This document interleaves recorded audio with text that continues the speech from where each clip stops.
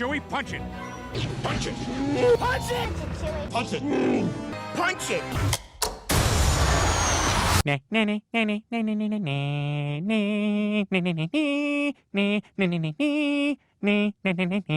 Here we are, episode 2.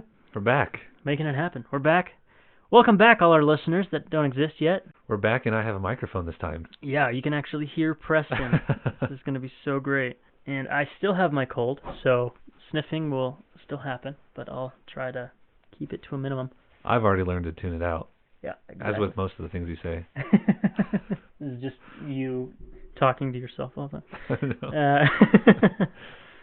All right, so I did want to do another quick intro of us because nobody listens to this yet, so this might be the first episode for some people, maybe one person. Yeah. Maybe our 50th episode will be the first listen to the rest of them. So my name is Chase Kaler, big Star Wars fan. Wanted to do this podcast for a long time. Big fan of Star Wars podcasts. I listen to all the greats, you know, Steele Saunders, Force Center.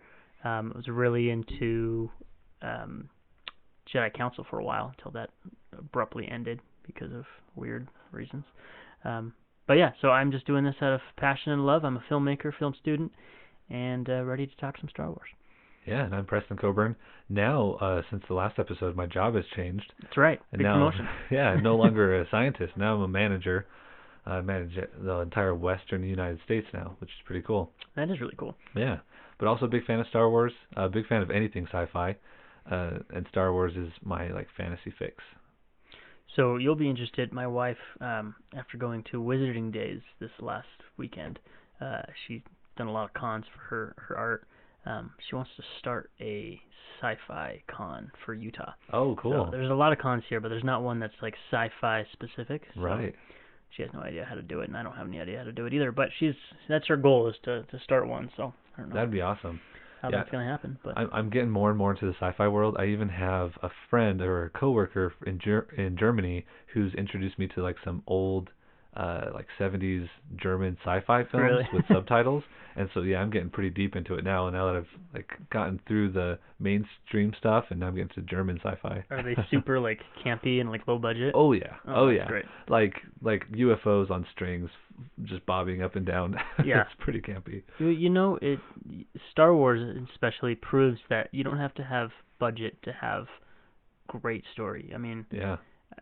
this episode's not about, dogging on The Rise of Skywalker. But if you look at The Rise of Skywalker versus A New Hope, all the budget in the world versus nothing, they were able to pull it off. And maybe that was the issue with Rise of Skywalker, is it was a film made by committee, but I don't know.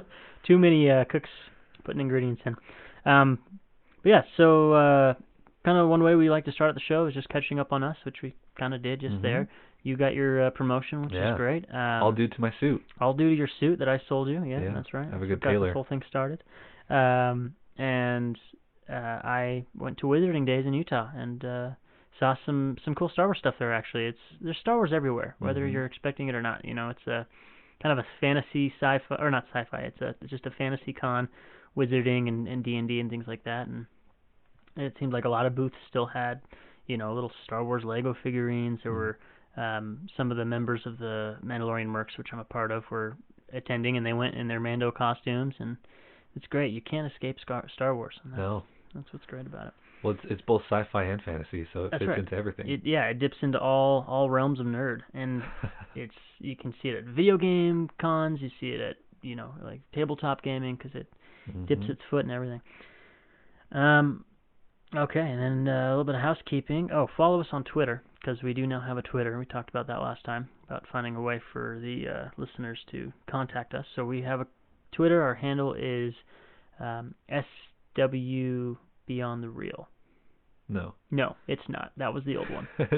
It's BTR Star Wars. BTR Star Wars, both on Twitter and Facebook. How do I know this? I don't know. You're the one that set it up. I've been tweeting all week, too, trying to get followers. We're close to 200, so if by chance you do hear this, go follow us on Twitter and talk to us, ask us some questions. Okay, so now is when we would normally move into our intro to our guests, which I don't think we're going to have guests for the first few episodes. I do have a couple that are in the works. that are willing to come on and talk about their experiences with Star Wars. But I want to wait until we have more listeners to that. Yeah, Anthony Daniels hasn't responded to any of my Oh, emails. he hasn't so, really. Oh man. Yeah. Mark was interested in coming in, but Okay. I told him let's wait till we get some more listeners, so they don't waste their time, because he's got a lot of great stories about being Luke Skywalker. So He might know a thing or two. yeah, so no guest today. We do have a main topic. We're going to be talking about the similarities and differences between the sequel trilogy and the original trilogy. A lot of similarities there, and a couple of differences. But first, we're going to roll into the news. Every week we like to start with the news, try to catch you guys up on what's going on in the Star Wars world, try to catch Preston up on what's going on in the Star Wars world, because sometimes he doesn't read the news, and catch me up as well, because I just read headlines. I'm terrible that way. But we dive into it, we talk about it. Yeah, no one's got more time to spend on anything other than the headlines. Like you just see that, you just keep scrolling. That's what Twitter is. It's just headline scrolls. So. But I do get news alerts, so I've heard of some of the things that you're going to bring up. That's good. No, we did discuss a little bit earlier this week about our thoughts and feelings on the High Republic, which is kind of the biggest story coming into the week. One of the only stories that's actually officially coming out from Lucasfilm. Right. So, what are your thoughts on the whole thing in general, whether it's the concept pieces or the format, the publishing? What's your thoughts? I feel like it right now is something that they're dipping their toe into because it's just novelizations. So just novels, comic books, and it's going to span different age groups. So they have some that are going to be more for like young adults and some that are going to be middle school aged readings. So it seems like they're just kind of dipping their toe into, like you said, into the High Republic era. It is interesting that they're changing it from the Old Republic to the High Republic, which I personally think is cool. I think it sounds cool. It does sound really cool, and it is a different era than Old Republic. That's true. So they're trying. I think they're leaving that open a little. But I have noticed a lot of people comment on this, and I kind of felt the same way. How they're going back 200 years. They're making it look very different than what we see in the prequels, but yet very different from what they see in High Republic, the Old Republic. Yeah. So people are like, okay, if we're kind of rewinding culture and technology back just 200 years that much, what is it going to look like in the Old Republic? There's no way it's going to be similar to what the game showed, Yeah. Which is true. I mean, if you look back 200 years just in our history, it's way different in 1820 than it is now in 2020. So to me, it made a lot of sense because I thought that was kind of weird how in the Old Republic it's like, oh, this was thousands of years prior, and yet they still have hyperspace. They still have lightsabers. They still have all this technology in the original trilogy in the Old Republic, but with more Jedi and more Sith. So yeah. Well, and if you go all the way back, like to some of the expanded universe stuff, when they had like proto sabers and like with the cords, with the cord and the the battery pack, which is funny because if you look really closely at the original theatrical release of A New Hope, you'll see cords going from the lightsabers. Right, because they had a little spinning thing on the. Yeah, I thought that was cool, and I do love that about Star Wars, how it's both a mixture of futuristic sci-fi technology and old 70s and 80s technology. Like, there's very little touch screens. It's all still flips and switches and dials and. Right. But yet, their comlinks are like walkie-talkies, and the only video we really ever see are in hologram situation, or hologram form. So. Yeah, there's not really many screens. There's like the see-through holographic things in like the Rebel bases where it has the maps. Yeah. But that's basically it. And you do see a screen in Empire a little bit, like when he chokes out the Admiral, and is it Piet? I always forget that one. I'm so bad at that one. But he does it through just like a monitor. Oh, that's right. But I forgot about that. Yeah, most all the other times when you're communicating through someone through video, it's a holo feed, which is cool. But again, they still have that back in the Old Republic video games and everything.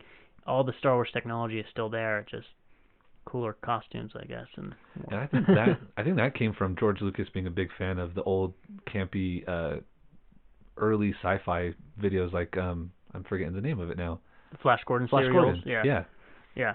Because they didn't have, and that's why this is my one Isaac Asimov plug. That's why I really like the old sci-fi stuff, is because the computers back then still print things out in ticker tapes, and Yeah. even though they're intelligent, they're sentient computers, you still put tapes into them and stuff. So Right. I really love that mix of futuristic ideas, but mixed with like they don't know how that's going to look, so they just use their current technology. Well, and that's what's fun about, looking at things that go into the future, like Back to the Future, right? When they went into 2015, it was just the 80s, but more 80s, and it was like, because they can't predict the future. They have no way. If they thought iPhones were going to be around, they'd be billionaires because they would have invented the iPhone. They didn't know what technology was going to look like. So, but anyways, that's a big tangent on.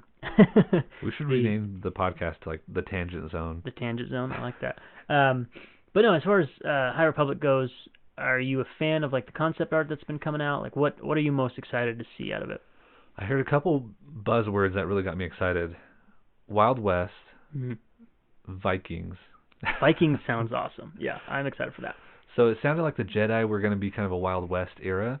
There's the expansion because the galaxy is going to be a lot smaller during this time period, and so there's that expansionist mindset of the Wild West. And then the bad guys, because they asked the question, what are the Jedi afraid of? And that's what I'm really interested in, and it sounds like that the Vikings are going to be kind of the answer to that. Yeah. And I'm on board. So yeah, I think awesome. I think it's going to be, you have the Republic, which is going to be much smaller, trying to kind of push its civilization on people in the outer reaches or the outer worlds.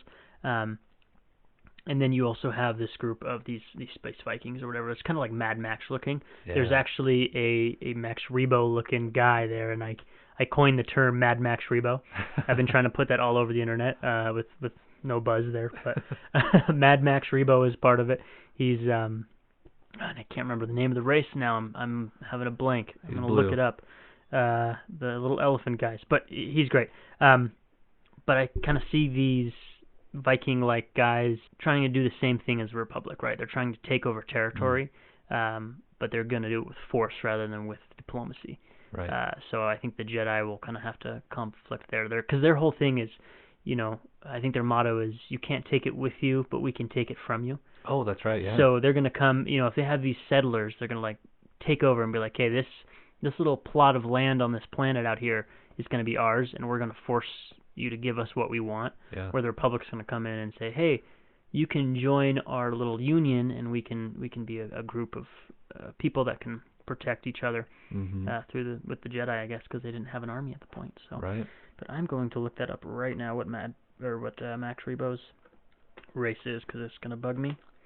Well, and while you do that, real quick, so I played my tabletop Star Wars game last night. Yeah. And we went to a planet called Kolhuro, which is in the expanded universe, but on Wikipedia it talks about how that planet is like an old abandoned factory planet, and how it's just been kind of left to itself because it was all shut down. So I turned that into a setting for my players, and now it's like a Mad Max world. Oh, really? Yeah. Thunderdome situation? Basically, except these people took the factories that they used to work in and then put them on wheels. And so now there's like these roving factory cities of a bunch of like crazed Mad Max style people. Is that like, what is it called? Immortal Engines or something like that? Okay. I think it's just Mortal Engines. Mortal Engines. Yeah. I never saw it, but I saw it was like cities on wheels. It looks really cool. I used some concept art to give them a visual of what it looked like. Yeah. There's a lot of cool stories that I'm kind of building on that world, but it's a lot of fun. I think Mad Max and Star Wars go hand in hand. I think they've got similar styles. Okay, the race is Ortolan, I guess. How do you spell that? I thought I knew that, but I guess I didn't know that. Ortolan. Huh. Yeah.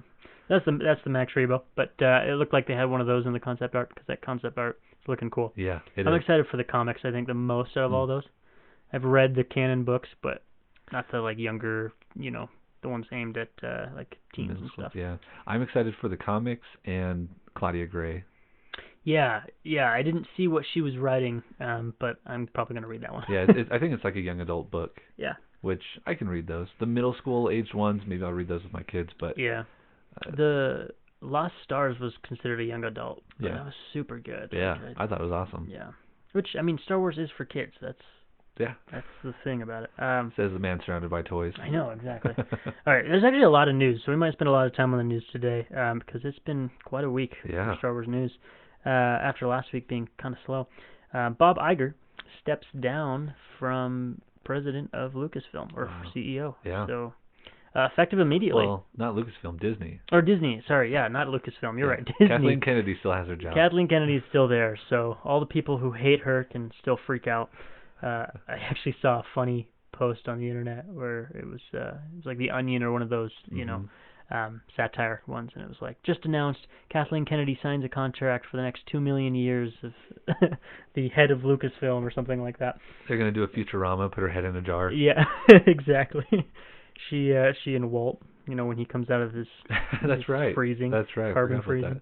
But yeah, Bob Iger steps down. We don't really hear why. Like, I read a couple of articles. Nobody really has a clue. There's a lot of speculation and rumor out there. I've got a theory. Okay, what's your theory? Too much money. Too much money? Yeah, he just can't handle it. Couldn't handle it? Yeah. I don't even know if he's taking a pay cut, which is the thing, because he's stepping down and he's becoming the chairman now. Yeah. And I think the current chairman, Bob... Chapek? Chapek. Yep, there we go. Bob Chapek is now stepping up as the CEO. I thought he was he was on like the parks side of things. So he was like he was you're right. He was a chairman over like parks and product and distribution or something like that. But he's stepping up. So a lot of people are thinking that Bob Iger now, he's been super successful. He's done what he wants to do with the company, and now he, and he launched his big streaming service, which is like his big project. And now he just wants to deal on the creative side. I think he wants to just have the fun parts of the job, and he wants to let the other Bob take care of all the business stuff and the stockholders and all that. Yeah. So, which is kind of like Walt did, right? His brother kind of took care of a lot of that. Oh. Well, Walt, had the fun jobs. I've heard people say that Bob Iger is trying his darndest to become Walt Disney. So. I mean, those are big shoes to fill. Yeah. But he's still going to be around. Like, he's got a contract that he has to fulfill for the next 22 months. Yeah. So basically both Bobs are going to be running the show for a while. But and it said that he was stepping down immediately, so I think right. His contract is to be as the chairman for the next 22 months or something like that. Which I don't think he's going to leave Disney. I don't know, he might have an offer from somewhere else and he might step down and then I don't know. Honestly, they don't tell us a whole lot, which is they're pretty good about keeping their family business in the family. Well, and what this means for Star Wars, I didn't really see how Bob Iger left a mark on Star Wars. I'm sure behind the scenes he did, but I imagine mostly he just is there to make sure it's profitable.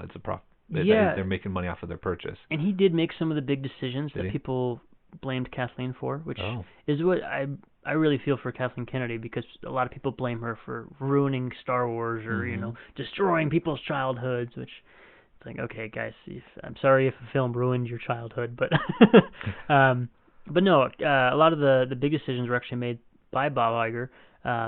One of them being not to push Solo. Like, Kathleen wanted to push Solo into December and fill the December spot, which they had previously. But he wanted to keep it in May, which I think is one of the factors to why it did so poorly in the box office. And it didn't do poorly, but it did poorly in comparison to a Star Wars film. Yeah. But he did make a lot of decisions, and I wonder if he was responsible for some of the decision-making in The Rise of Skywalker. Because, like I said, it doesn't seem like the type of film a filmmaker would make. It seems like the type of film that has been messed with by somebody who looked at reviews and all the angry fans and said, "Oh, these are a lot of issues with the The Last Jedi that people had. Let's see what we can do to fix it." And I don't think JJ is the type of person to just ignore the film before. He might be, but I think there were some higher ups that were saying, "Okay, you have to do this, this, and this," and gave him a checklist. And I think JJ plays ball with his company. Yeah. Well, it's too bad that they had, because it did feel like it was a checklist that they were checking off, and it's too bad that they had that for the last film. Yeah. But they didn't have it for the 3 films. I feel like that's what they should have started with, was like, okay, what do we want to accomplish in these 3 films? Let's make a checklist. And then we have 3 films to do it, instead of like, oh shoot, we're 2 films in, and now what are we going to do to wrap this thing up? Yeah, and I'm fine with like emotional checklists. Like, okay, this is what we're trying to say, and this is, where we need to end. This character needs to start here and end here. Yeah. That's great for me. But what it seems like the checklist was okay, how are we going to win back some other fans? You know, like, okay, there's a group of people out there who are like Raylos. They really want Ray, and so they like gave him a little bit, and then it really pissed him off. Right. You know, or it's like, okay, there's people out there that hated Kelly Marie Tran's character. Let's give her 3 lines and then give the rest of her lines to all of, you know, JJ's buddies that didn't need to be in the movie. Like, right. So I think a lot of it was just trying to appease everybody, which in that case you almost please nobody. So we could go on and we on. go about for these. yeah, okay. We'll stop talking about the Rise of Skywalker. We'll have that as one of our episodes of just us. That's a full episode. Yeah, and that might be in this one too, because we're talking about the comparison between the trilogies. The next bit of news, we are going to give out a spoiler warning, and I'll go ahead and put in time codes in the description when I edit this so that people know when to move past. So big spoiler warning out there. I wouldn't say big spoiler warning. It's for the novelization of The Rise of Skywalker. Which right. You've probably seen the movie, so you know everything that happens, but the novelizations does give you a little bit more insight into the backstory and what people are thinking. And there's been a lot of buzz about it on Twitter, a lot of fights about it on Twitter. But kind of the big news revealed is that Palpatine was a clone. So what did you think about that when you found that out? That's what I thought he was to begin with. Yeah. I was kind of surprised leaving the film because we knew that he was back. And so right. my first thought was, oh, a clone of Palpatine is there. But then in the film, it doesn't really touch on it. Doesn't touch on anything. It doesn't. Yeah, but then there's like tanks and stuff in that like Sith alchemy lab. Yeah. And so I'm like, oh, he's a clone, but then they never say anything. So I kind of see a assumed bunch of he was Snokes anyway. for some reason. So. Yeah. Oh yeah, there's a bunch of Snokes. So I'm like, okay, this is like a cloning facility. So when I found out that it was brought up in the novelization, my only real thought is, why am I finding this out from the novelization and I didn't find it out from the film? Yeah. But I have that complaint with these 3 films. Yeah. And, you know, people could make the argument, oh, there wasn't time because they had so much film to cram in. But it's like, you spent a lot of time on a dagger. That's true. Which didn't mean anything. Nope. You spent a lot of time on making C-3PO lose his mind just to give it back to him 2 minutes later. Yeah, you killed a lot of characters that didn't die. Palps being one of them. There's a lot of little circles. Yeah. Just like spinning the narrative wheel like, oh, he's dead, now he's back. He's dead and he's back. Or his mind's gone, he's back. That's Star Wars. It's poetry, right? You can always blame it on the poetry. Oh, okay. Yeah. Unfortunately, I felt a little bit more like a limerick than iambic pentameter. And we sound like we're complaining. We love Star Wars. Yes. But sometimes you have to recognize the imperfections, which is kind of what makes it so great. Like we were talking about, this is the campiness. Yeah. That's why I liked the special effects. I liked the costumes. Like Greedo's face doesn't move. It just flops around. But that's awesome. Like that's cool. Yeah. So these are the things I love. And with the clone thing, I don't really care that he's a clone. Like, It makes more sense to me. Yeah. It's like, okay, the Death Star, especially in the special editions, we saw that thing get obliterated. Right. Like, just gone. So it's like, okay, I'll take a leap to say that a chunk of it might have landed on a planet that still had some things intact, sure. But a person, probably not. Right. Well, I mean, the Death Star looked like it was blown into tiny little pieces, but then now there's a whole big chunk of it just sitting in an ocean. Right, exactly. And so if that could survive, maybe a person could survive, but still, it was in space. Like, did he land down on a planet with it? Like, the Darth Maul becoming a spider demon dude, that was a bit of a stretch, but I could take that leap. Because they said the Force. Like They just said, this is because of the Force. And I guess they tried that with this too, because they said, oh, dark magic and Sith science or whatever it was. Sith alchemy, which is like, it makes sense. But to me, having a clone facility that was made, he did have a contingency plan, and then he transferred his essence into a clone, or it like has the same spirit, spirit or memories. Yeah, that makes sense. Like that I can play with.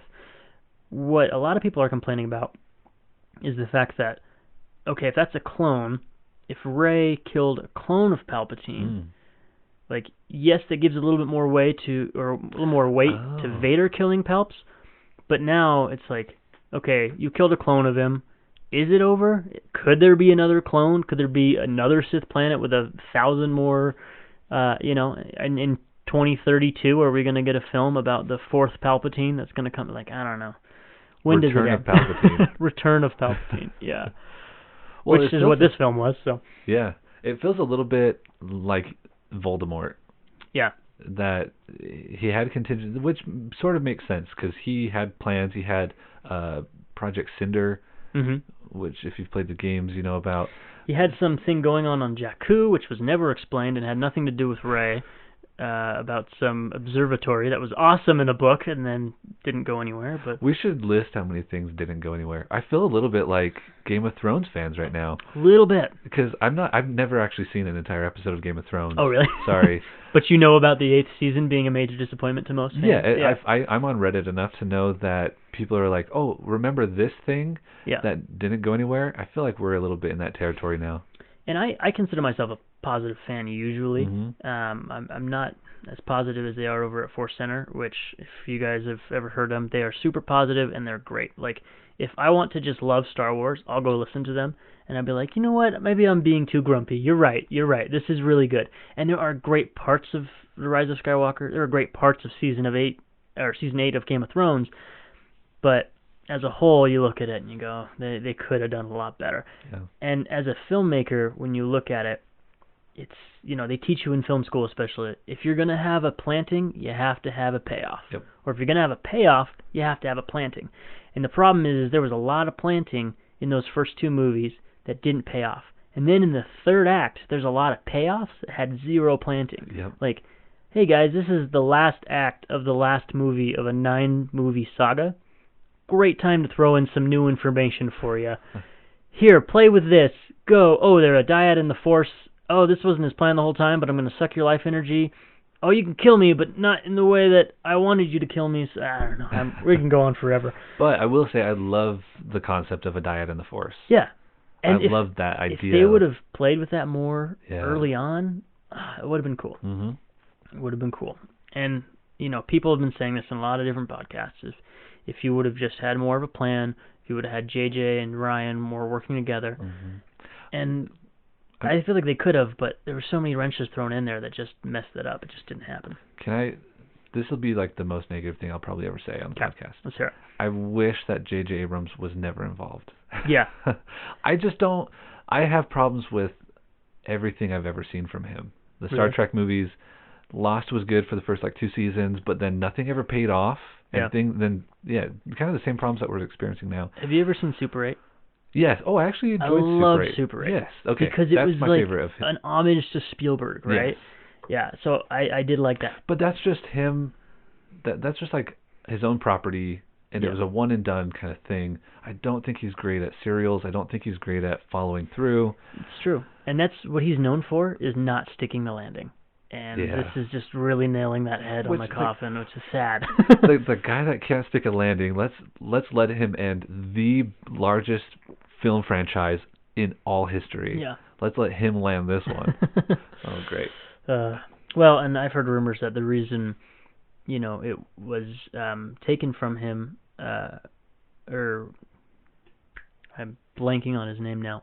Rian Johnson? No, the original director. Of the episode 9? Yeah, Colin Trevorrow. Yeah. I always mix him and Chris Terrio up, who was the writer. Or maybe I even have that backwards. I don't know. You can yell at me in comments. Please do if there are listeners.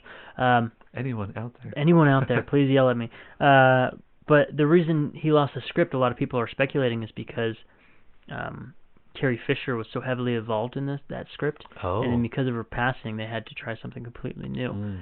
I don't think that's the case, though. I think their new script didn't play ball as well as JJ's did, and I think when Disney came in and said, "Oh, you need to do this, this, and this, and this to appease fans," Chris Terrio probably, Colin Trevorrow probably said, "No thanks. I want to make the movie I want to make," and they separated ways. So, which, have you heard any of that leaked script that came out? Yeah, I've heard a lot of people are kind of reading from it. Yeah, there were some really good bits about it. There was also some really bad bits about it. And the way, and I know it was a rough draft, but the way some of the verbiage was, and some of the, he would write "Oh, Finn thinks this, this, this, and wonders this." It didn't seem like a professional screenwriter. You learn in screenwriting, you only write what can be seen. Yeah. Because it's not a novel. You can't go into somebody's head. You can't say, oh, this person was curious. You have to say, this person gave a look of whatever, you know what I mean? Yeah. You have to write it in such a way that everything can either be heard audibly or seen visually. Mm-hmm. And it wasn't like that a lot. So I wonder if that's even real. The thing is, no one has gone up and denied that it wasn't. But Right. I'm curious, was this like someone's fanfic that like they said, oh, this is the leaked script?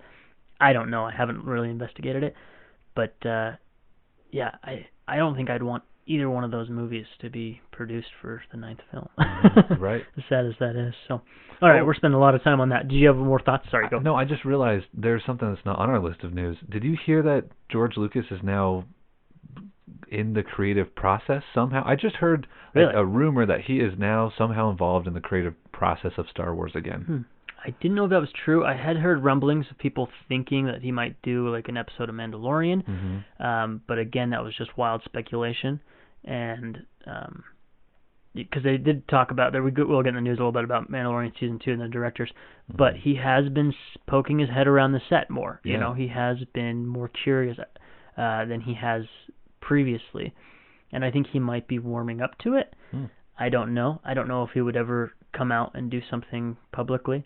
I want him to come out and do whatever he wants, and whether it's terrible or not, the truth just to like get away from the formulaic feel of Star Wars nowadays. Here's my hot take. Here's why I think George Lucas most likely will never return to do Star Wars. So people get so crazy and so upset with the creators, and they yell at whoever for any reason. For example, Ray Carson, who wrote the Rise of Skywalker novelization, is getting so much flack on Twitter right now. Really? Yeah, like people.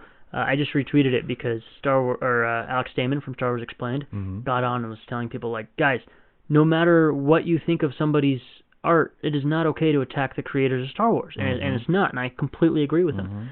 But there's so much hatred in the toxic fandom of Star Wars, which is sad that that's the case. It is one of the more toxic fandoms out there. It's also the best fandom out there. If you ever go to Star Wars Celebration, there's so many great fans there. Where am I going with this? I'm trailing here, but I don't think he will ever return because we gave him so much crap after the prequels that he ended up selling the franchise because we were so mean to him, and he said, I'm never going to make a Star Wars again. Now that happened, people are rallying behind George Lucas with this new Disney, trilogy. People say, we want Lucas back, we want Lucas back. The prequels were the greatest thing ever because, you were all 9 and 10 when they came out, and now you look back at them 20 years later, and the nostalgia's there. And so you're thinking, George Lucas knows Star Wars better than anybody, because he does, and you're all saying, come back, come back, come back, and they're all rallying behind him. The moment he comes back and he makes something, if it is not completely perfect, it's the same thing again. People are going to attack him, and you're going to have these two factions of Lucas purists versus people who think that he's ruining their childhood all over again. So I think he is going to stay where he is because he knows if he stays out of it, people are going to remember him fondly. That's true. Rather than attack him all over again, because it's almost like this small bit of history where we all were so mad at George Lucas is kind of disappearing, and people are thinking of him as the original, the master, the one who knows it all, and we're all like pining for him to come back. But even 15 years ago, people were saying it was the worst thing to ever happen to Star Wars. So. Right. Well, and this is why, like, even though I rag on J.J. Abrams, I would never, definitely wouldn't send anything to them over Twitter or something like that. And even the way that I describe it, I just don't think, I have my opinions. And I think that comes from a place of I've tried to write sci-fi short stories. Oh yeah. I've tried to do a lot of creative endeavors, and it's hard. It doesn't always come out right, and so I think some of that toxic fandom comes from a place of just being a consumer and not understanding the creative process.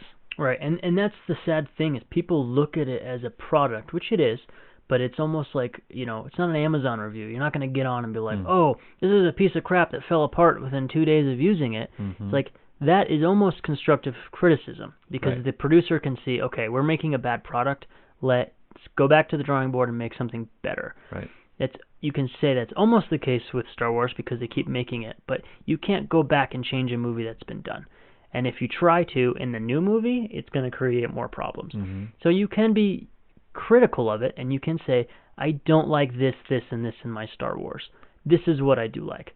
But when you go in and you say, you're ruining Star Wars, you're ruining my childhood, I hate everything you've ever done, I'm going to boycott your next 10 films. Right. What does that do? And yeah, even though I said that I didn't really like J.J. Abrams' films, except for Super 8, which I loved, Yeah. I still would go watch another one of his films. Right. I'm still gonna go see it because every time you make something is another chance at doing something awesome. Exactly. And you realize, I'm sure, he has talent, Yeah. but he also has areas where he falters. Mm-hmm. Just like any creator. Yeah. Just like George Lucas. George Lucas cannot write dialogue, No. but he can construct a dang good story.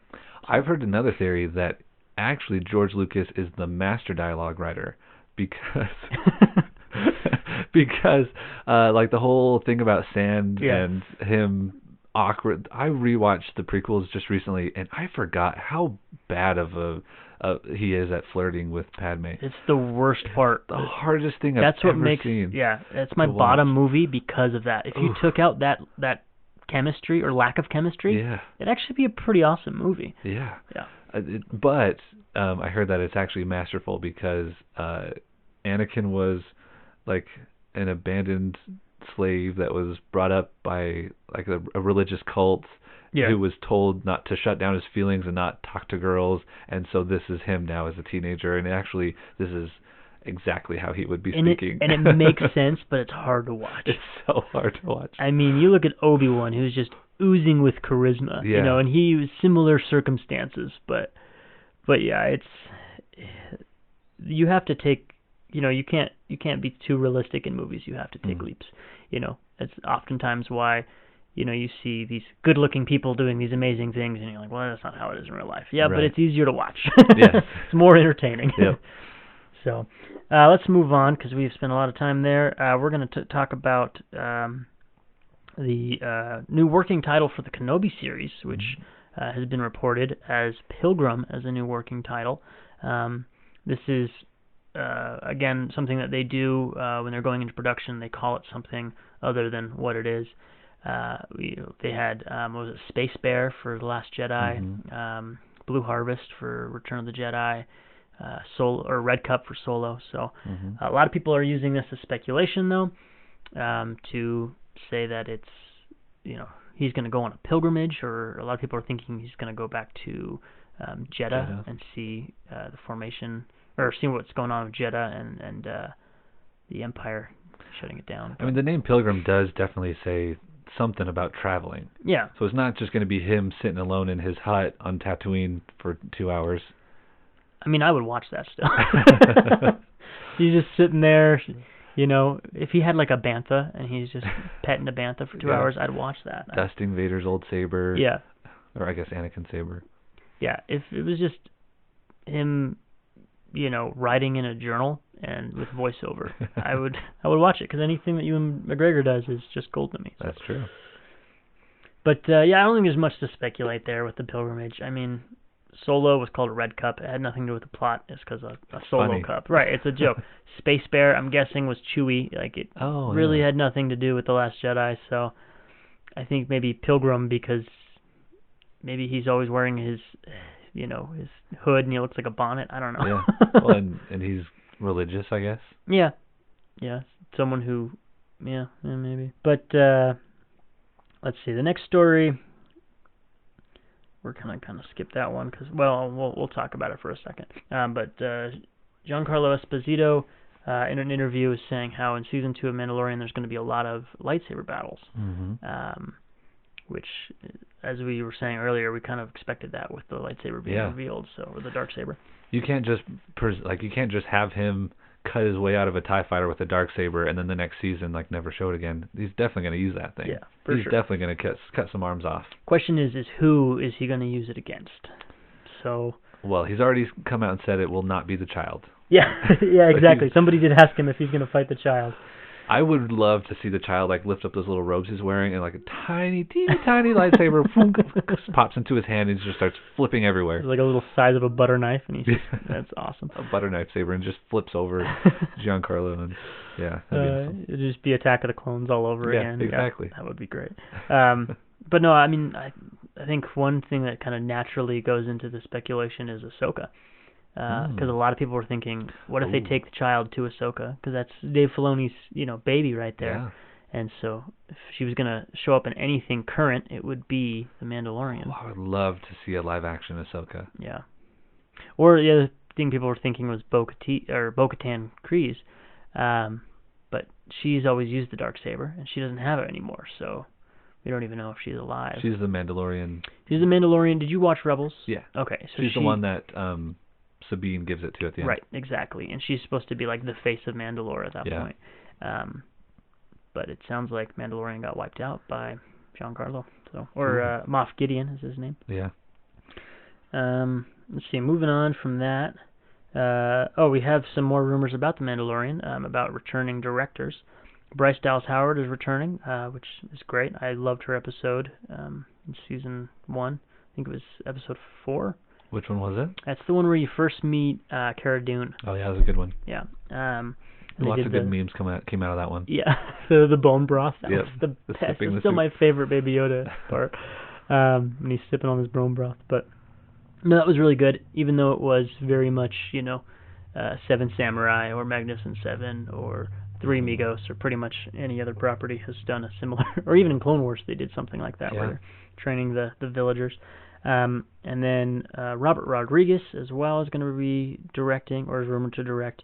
And then kind of the big story around this, which isn't a story at all, was James Mangold was rumored, and then now denies it. So I did see on Twitter that I think it was Ron Howard, Bryce Howard's dad, who tweeted out that she and James Mangold would be doing some more episodes. But he was completely misinformed. And I guess James Mangold is not going to be doing it. So again, it's not really a story, but everyone's talking about it for some reason. So there's not much to say about it. James Mangold is not doing it, which actually would be really cool to see him doing more of like an Obi-Wan, because that would be, you can make it similar to Logan in that aspect of just an old man trying to angry at the world, trying to get by and saving or protecting a kid, which I guess is the premise of Mandalorian. Yeah. In a way, so. I hadn't thought of that. Yeah. No, I like James Mangold's work, so it would be cool if he was involved in Star Wars in some way, but as of now, he is not. And then the last thing I just have on the news is the new Battlefront 2 updates. Just kind of want to talk about that for a bit. You told me about them. I completely forgot that they were coming, and I played a little bit this week for the first time in forever. And they're pretty awesome. Yeah. What do you think? What have you played? So, like I said, I got a promotion this week, and so I have been completely focused on other stuff. I had not have any time to myself, so I have not been able to play the Battlefront 2 updates. But I've seen some videos, and they look pretty sweet. Yeah. The one that stands out to me is the Ewok. So you've played Ewok Hunt in the past, but now you can play an Ewok in the regular gameplay. And it's crazy, and there's some hilarious videos out there of like an Ewok taking down like Emperor Palpatine or things like that. And it's so frustrating too, because you'll be out there, you'll have your big heavy repeating blaster just taking out people, and a little Ewok comes up and just kills you in one kill. With a stick and a string. With a stick, yeah. And it's the same thing with like BB-8, right? Like all the little guys are the most deadly, and I think it's hilarious. And it's they're hard to shoot too. Yeah, they're so small. You have to aim down. You're not used to it. So I did see there was a little detail that someone zoomed in on his bow, and right above the handle there's a stormtrooper helmet carved into it.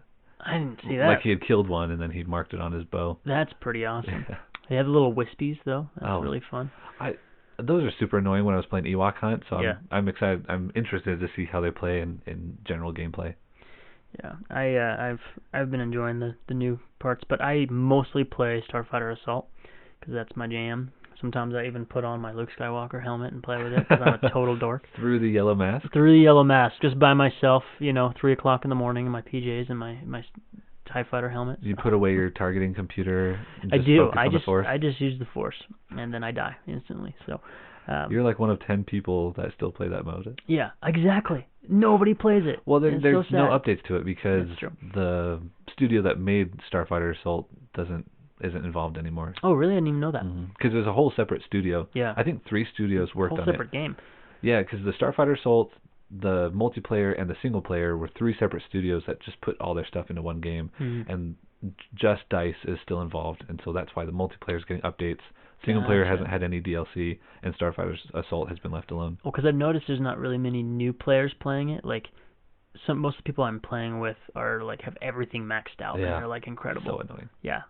So I still try to get top 5. I usually end up in the top 5, but it's harder now. Yeah. For sure. All right. So All now right. on to our main topic. We're going to move on to our main topic, which our main topic this week is the similarities and differences in the sequel trilogy and the original trilogy. And this was just something that came to me while I was driving the other day. I was actually listening to another podcast. It was Steele Saunders.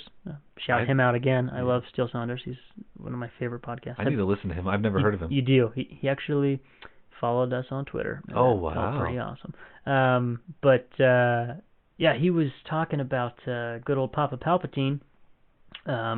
He's doing this kind of scoring of the Rise of Skywalker right now, where he is giving it a 1 out of 5 for each chapter sequence. Okay. And it's really interesting. But he was going over one, talking about Palpatine and Rey's heritage and how he's her grandfather and what that means for Rey. And it got me to thinking about how Palpatine or Rey is someone who is coming from an evil past, and one of her arcs is she's supposed to overcome her heritage and become who she wants to be. And everyone was saying like, oh yeah, that's the new theme, because our old theme was Rey from nowhere. No matter who you are, you can rise up and become something great and become something powerful. And now it's like, oh well, no matter who your family is, you can still be who you want to be. So they kind of flipped that theme a little bit. And my grievance with that is we've already seen that theme with Luke Skywalker.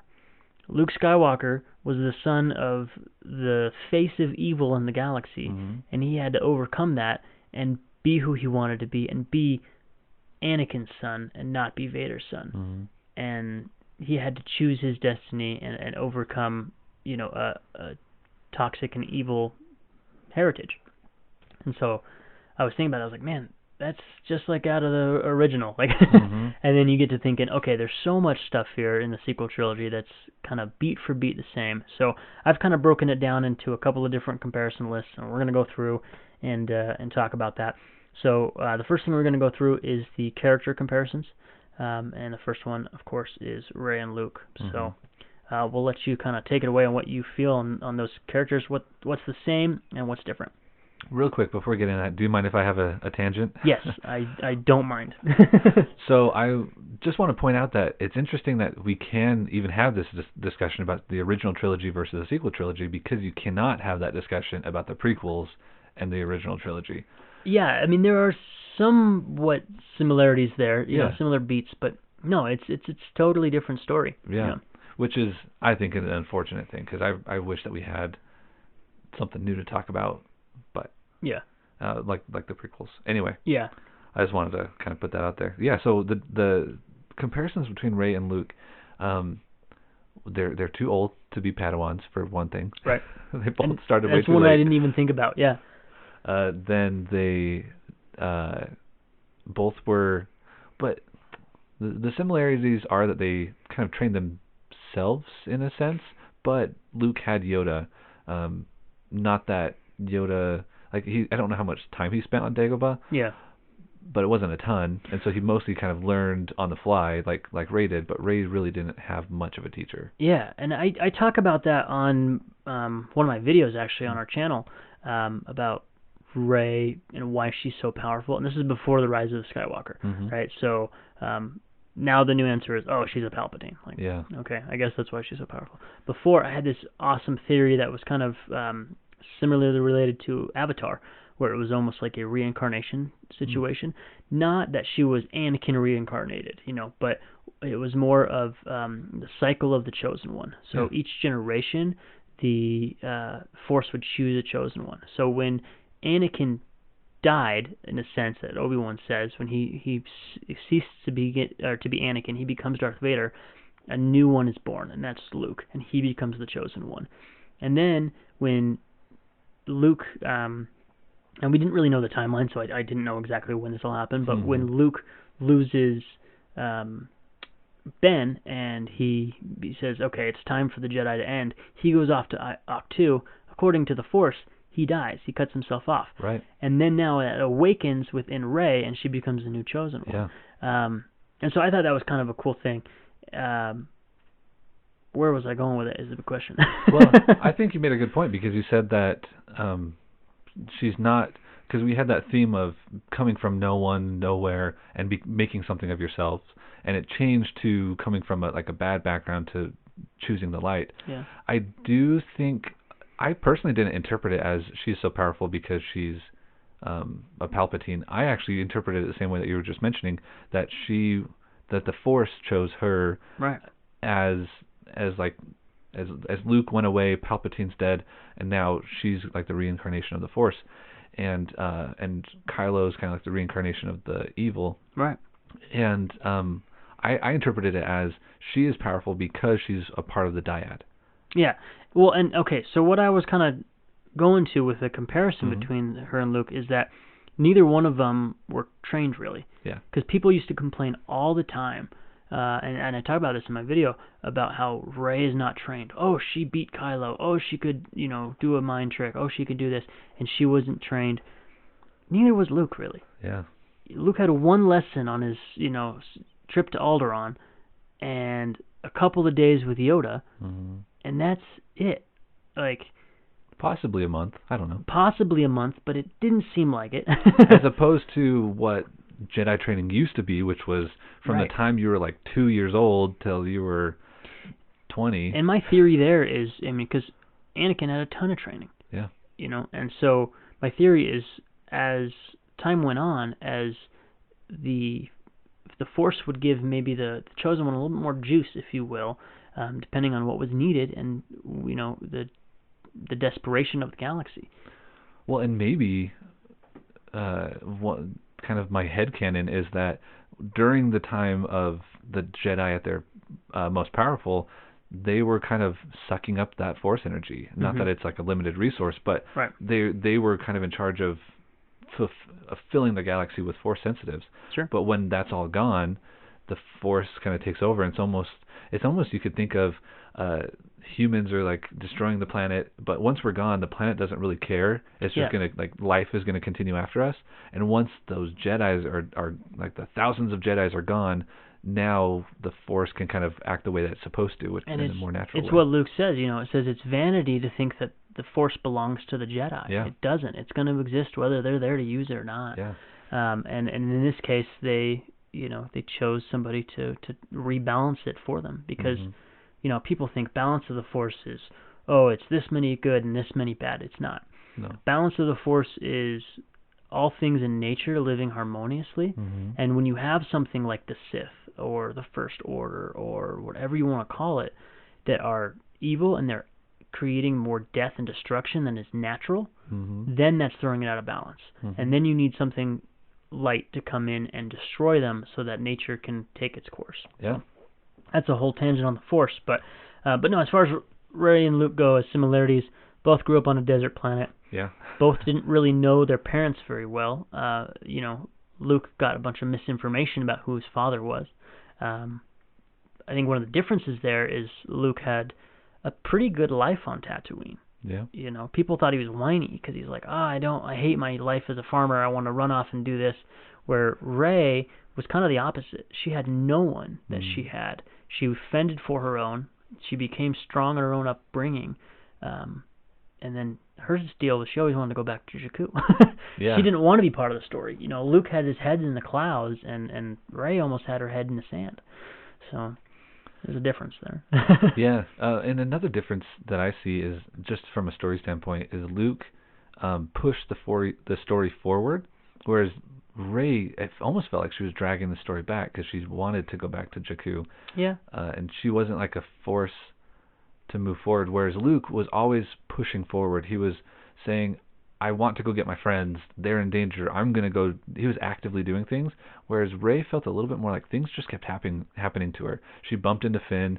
She got the Millennium Falcon. Oh, here's Han Solo. Like, things just happened to her. Sure. Instead of her being a force for moving the story along. I still don't think she was a Mary Sue, because a lot of people would Yeah. say that, and that was kind of a critique they had. Because Rey's story arc and Kylo's story arc are the two things I love in the sequel trilogy. All the way up until they say she's a Palpatine, and I'm like, which it's not her fault, but because everything Daisy Ridley does, I think, is gold. But I think she did push it a little bit more forward than like a Mary Sue would do. But she had conflicting goals than what we are used to seeing in a Star Wars protagonist. So that is a difference there between Rey and Luke. So let's move on to Vader and Kylo.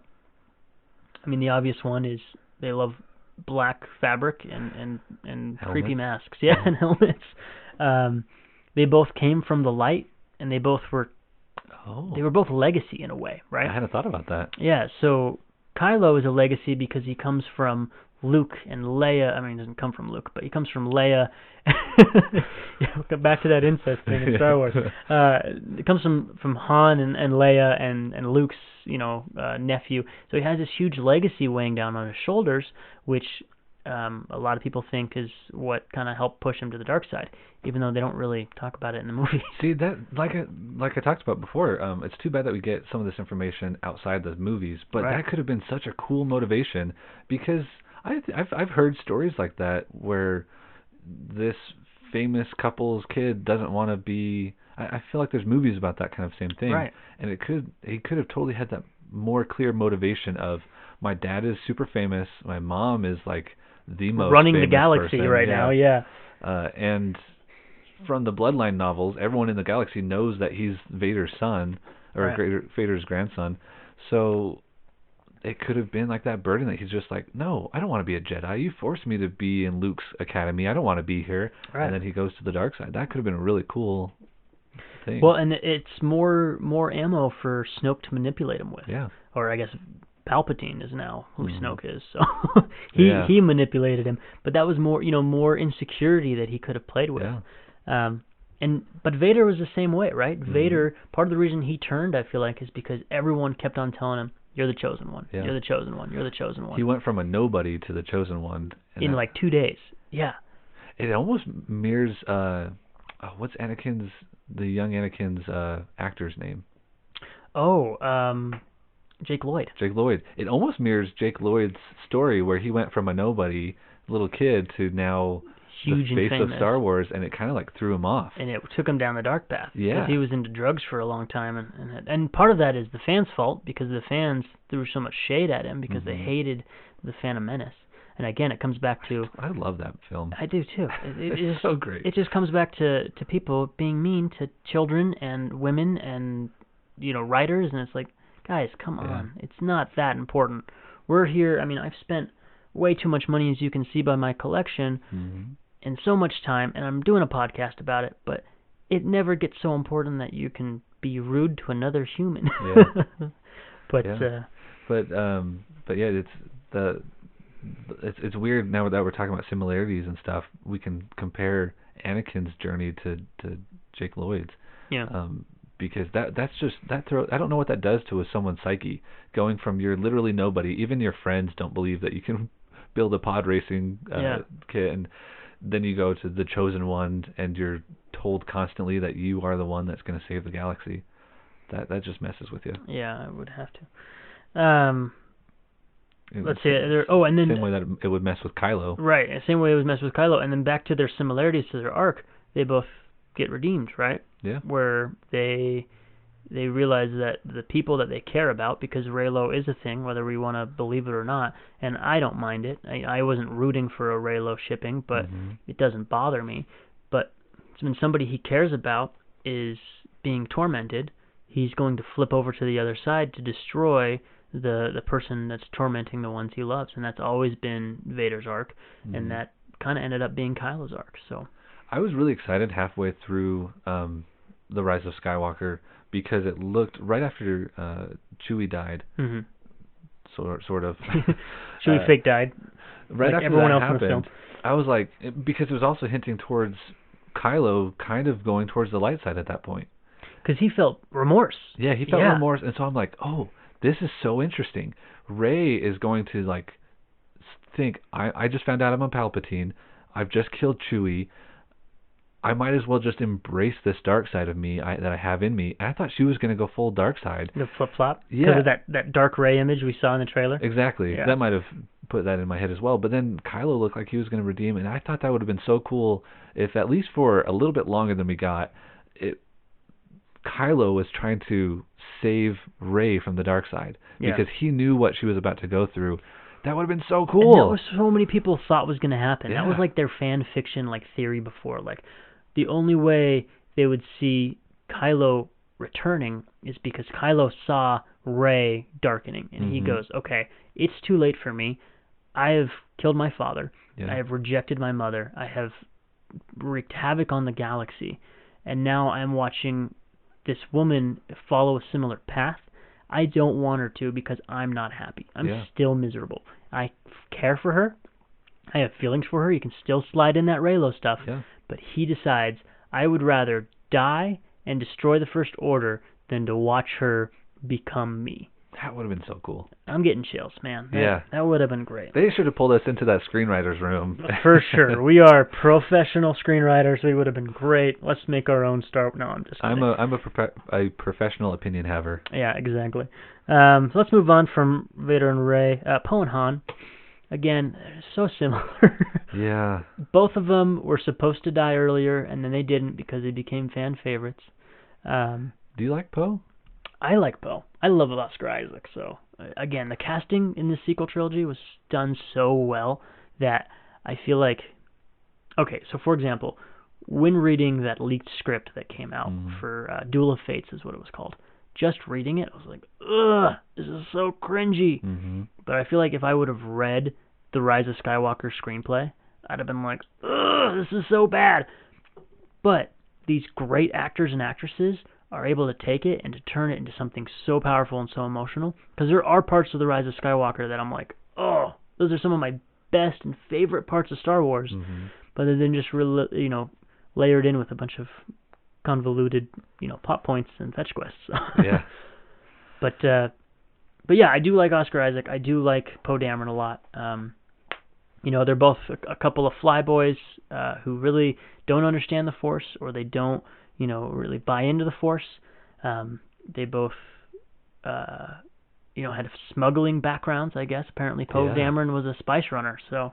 Which was a little bit weird to me. I'm just like, are you trying to make him more like Han Solo in this film? Yeah, because they kind of did. Yeah. Even with like the way he dressed, he was like Indiana Jones. It's just like, obviously, Harrison Ford, Indiana Jones, Han Solo. Like, yeah. I liked Poe's arc in The Last Jedi. I did too. That was amazing. He almost became like one of my favorite characters because he went from the flyboy, just flying by the seat of my pants, only caring about myself. He cares. You can tell he cares about the cause, but he mostly is just there for his own grandeur. Right. To, I need to be responsible. People count on me. That was such a cool arc. And then I felt like it went backwards a little bit, and he just became like the cool guy again. I would have liked to see him take some responsibility and change a little bit more. Yeah, he didn't have too much of an arc in this one. No. And he kind of did backpedal a little bit. And that's my whole thing. I had a friend ask me, what would, because I don't stop talking about this stuff even when we're away from the podcast. But yeah, we had a podcast before the podcast, and we're like, oh, we should have recorded this. Yeah, exactly. But I had a friend ask me before the Rise of Skywalker came out, and he said, well, what would you want in the new Star Wars? What do you want to see in it? And I said, anything, honestly. Yeah. As long as we have good character arcs. As long as I see someone change and something that they're going through, either resolve or something, just some sort of character thing. That's all I care about. And I feel like the two Abrams films, I didn't get as much of that, and that's why of the three, The Last Jedi is my favorite. And I'm the same way. You got that in The Last Jedi. You got so much more of the themes, and you've got so much more of the characters being developed, which you know, a lot of people didn't like, because some people go to Star Wars to see pew pew, you know, lightsaber. That's fine, and that's part of Star Wars for sure. But they got so caught up on the surface layer.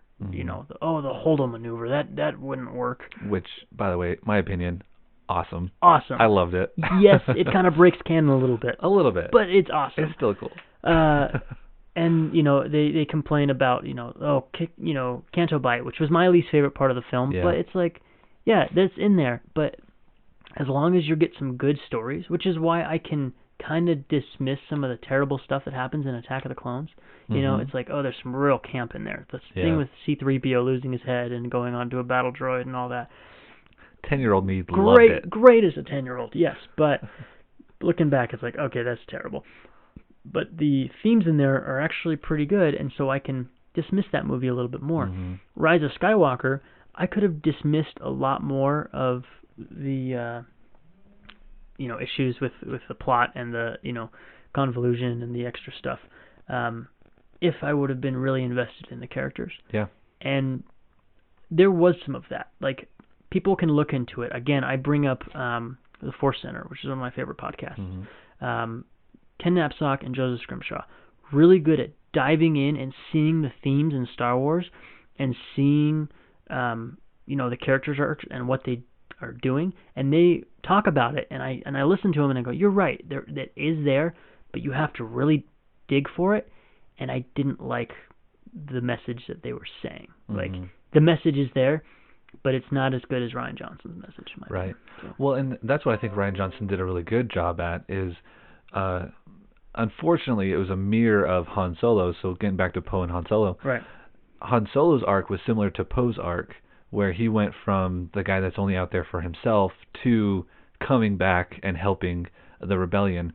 Poe did kind of that same thing, but it was actually different enough that I liked it. It wasn't just, he was already there. Yeah. He was already invested in this cause, but he still was kind of there for himself, for his own building, or like his own reputation.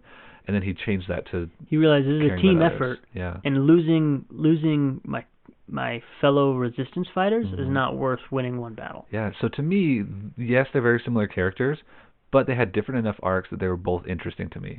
But unfortunately, it was only in that one film, and it wasn't throughout the 3 films. So someone I left out on this list is Finn, because Finn continues to be one of my favorite characters in this new trilogy because he's unlike anything we've ever seen. Yeah. I couldn't figure out what character he would be. You know, maybe Chewie. And the reason I say Chewie is because everyone loves him. He's very likable. He follows people around, but he doesn't really do anything important, which is kind of sad. Because Finn was very important in the first movie. Rian Johnson, again, I love The Last Jedi. Rian Johnson didn't do too much with him. I have a counterpoint. Okay. I'll let you finish if you want. Yeah, he gave him an arc for sure, and he had him grow and learn and have new experiences. But then in this new movie, he's just like, Ray, I've got something to tell you. Ray, I've got something to tell you. Ray, I've got something to tell you. Oh, I never told you. Oh, I lead some, you know, people into battle, which is great. Yeah. But again, I'm not pushing the story in a heavy way, and neither really is Chewie. Is Chewie, yeah, but is why am I blanking on his name right now? Poe. Yeah. Poe Dameron. But I don't know. Yeah. To me, he just seemed more like a Chewie character than he did, you know, like a Leia or a Han or. Yeah. Because he does just follow everyone else around and is kind of there. Yeah. But just during episode 7 and 9, I feel like in 8, yeah, I'm not a big fan of the Canto Bight. It felt very like another movie in the movie. But I think that he had a really great arc. And I think this is where Rian Johnson really shines, is he thought about these character arcs. He understands people and what they would do and what they would react in the worst situation. It wasn't just lens flares and explosions. So we don't hate you, JJ. We're not comparing you to Michael Bay, but we're not maybe in agreement with some of your decisions. I just don't think that he thinks about characters. Yeah. I think he thinks about the mystery of it all, but he doesn't think about the character arc. And thinks about spectacle more than he thinks about that story. Yeah. And oftentimes that spectacle isn't earned as much as it could be. But Rian Johnson thought about the characters, and even Finn has an arc. He goes from at the beginning of the film, he's trying to run away. He's trying to get in an escape pod and just get out of there, just like he did. Away from the First Order. Yeah. Towards Rey. Yep. Yeah, he's trying to follow Rey, but he, just like he did in the first film, he's just trying to escape. He just keeps running away from everything. Mm-hmm. But then he runs straight into that cannon. Right. That's his deal. Hold on. I'm running away from the First Order. Yeah. I'm going to Rey. Last act of the film. I'm running away from Rey because Rey turns around and goes off in the thing, and he doesn't even think, because he screams and goes, "Woo! They hate that ship," you know. Yeah. But he's not going, "Oh, Rey's here. I gotta go run grab her." Right. He's going, "Okay, I have a goal. I have a purpose, and my purpose is to head straight for the First Order and sacrifice myself." One of my favorite films is 10 Cloverfield Lane. If you've ever seen it. Yeah. I love that film. So that's JJ. Is that, yeah, okay, that's J.J. Abrams. Yeah. I love J.J. Abrams. That's my absolute favorite film of all time. So JJ's kind of, his whole thing is the Cloverfield That's franchise. Right. That's right. So Did he direct that one? I don't know if he directed that movie, so But let us know on Twitter or comments I'll if you look it up listen to when this. we're done. Yeah. But that's my all-time favorite because the story arc, a little bit spoilers, she goes from running away at the beginning. It's masterfully done, the way that it's shown, like she's running away from her husband. John Goodman's so good in it. Oh, it's so good. But then at the very end, the last shot is her having a fork in the road. One of them is going like out to the country, and the other one's heading into the city where the aliens are. Mm-hmm. And she turns left, and she goes into the city, and I love that. And that's kind of Finn's arc. Yeah. He's running away at the beginning, and then he turns around, and he's now headed straight into that cannon. And I've heard some people complain about how Rose saved him and how it kind of negates his sacrifice. I get that. I get it, but I that's don't want also... to see him die. I did kind of want to see him die. But I understand, now that we're kind of talking about it, I've just realized that Rose's arc is going from losing someone that she cares about, her sister, Right. to now having the opportunity to save someone that she cares about. And so it's a little bit of it kind of negated his sacrifice. Yeah. But it's part of her arc now. And I just got chills talking about that, because a lot of people probably didn't realize it, or else they wouldn't send death threats and hate towards Kelly Marie Tran. But her arc went, you're absolutely right. Someone who had every reason to hate the First Order so much. They took her sister. They attacked her planet. Right? She saw the First Order come in and take slaves. To somebody now who has grown and to care about somebody and care about a cause, to put aside her hatred for the First Order in order to save Poe is such a big thing. Like she even says in that line, that's not how we're gonna win. We're gonna save the ones we love and not destroy the things we hate. Yeah, and Finn is a First Order stormtrooper. So she just saved someone from the First Order. That's why I got chills. Yeah, I just realized that. She saves the First Order trooper. I mean, he's renounced, but Kelly Marie Tran's Rose. I don't know why I keep on using the actress's name, but Rose's character is so underrated, obviously, because it's very hated to a lot of people, and that just makes me so much more angry that she wasn't used in The Rise of Skywalker. She had like one line. Yeah, because she's not a bad actress. No. She's not a bad character. She did things in that film that were like, why are we paying attention to this? It's just, why for are we me, watching? it's just Canto Bight. It wasn't that great. The father things, they were cool, but like, I didn't need to see your, little, victory of letting the animals go. But it does add to her character, so there is importance there. But she had so much more to offer, and I think that was just thrown away. Yeah. And so, again, I'm going to go back on this tangent of the committee, if you will, comes in and ruins Rise of Skywalker, which I don't know if that's the case. That's just my speculation. But if they said, okay, a lot of angry fans hated Rose, let's cut her down a little bit. They did the same thing to Jar Jar. Jar Jar was hardly in the other two movies in the prequels because people hated him so much. But they said, let's cut her down and not use her. That's not the way to please fans, is by just taking her out of the movie mostly. All it does is add fire to the, see, Rian Johnson created a dumb character. Yeah. That's not the case. If they would have taken her and made her great and used her great potential to create an awesome character, people would have shut up. And in 15, 20 years, people would have looked back and been like, oh yeah, I love the Rose character. She could have been a new Lando even. Lando was introduced in the second film. Nobody hated him because he's Billy D. Williams and he's incredible. But he was introduced in the second film. He had his point, and then in the third film, he becomes a general and becomes something even greater. So, I don't know. Which, I mean, she did get a promotion. Yeah. in the third film. To reading specs of spaceships. I went promotion from being on an adventure and helping my friends to, oh, you have homework at the base, so we're going to not send you this time. All right. So the next kind of characters I have on here are the First Order and the Empire and the Resistance and the Rebellion. A lot of similarities here. Yeah. Like, design-wise, a ton of similarities. This is a little bit of a tangent again. Sure. This is the tangent show. But instead of the thing that I always think about, and I've talked to you about this before, I think when we first met I talked about this, is how I was a little bit disappointed that we went back in the original trilogy. It was big bad empire, little tiny rebellion fighting back. Right. And I was disappointed that in episode 7 a switch was pulled and we just went back to that. Yeah. Why did we have to go back to big bad empire, little tiny resistance?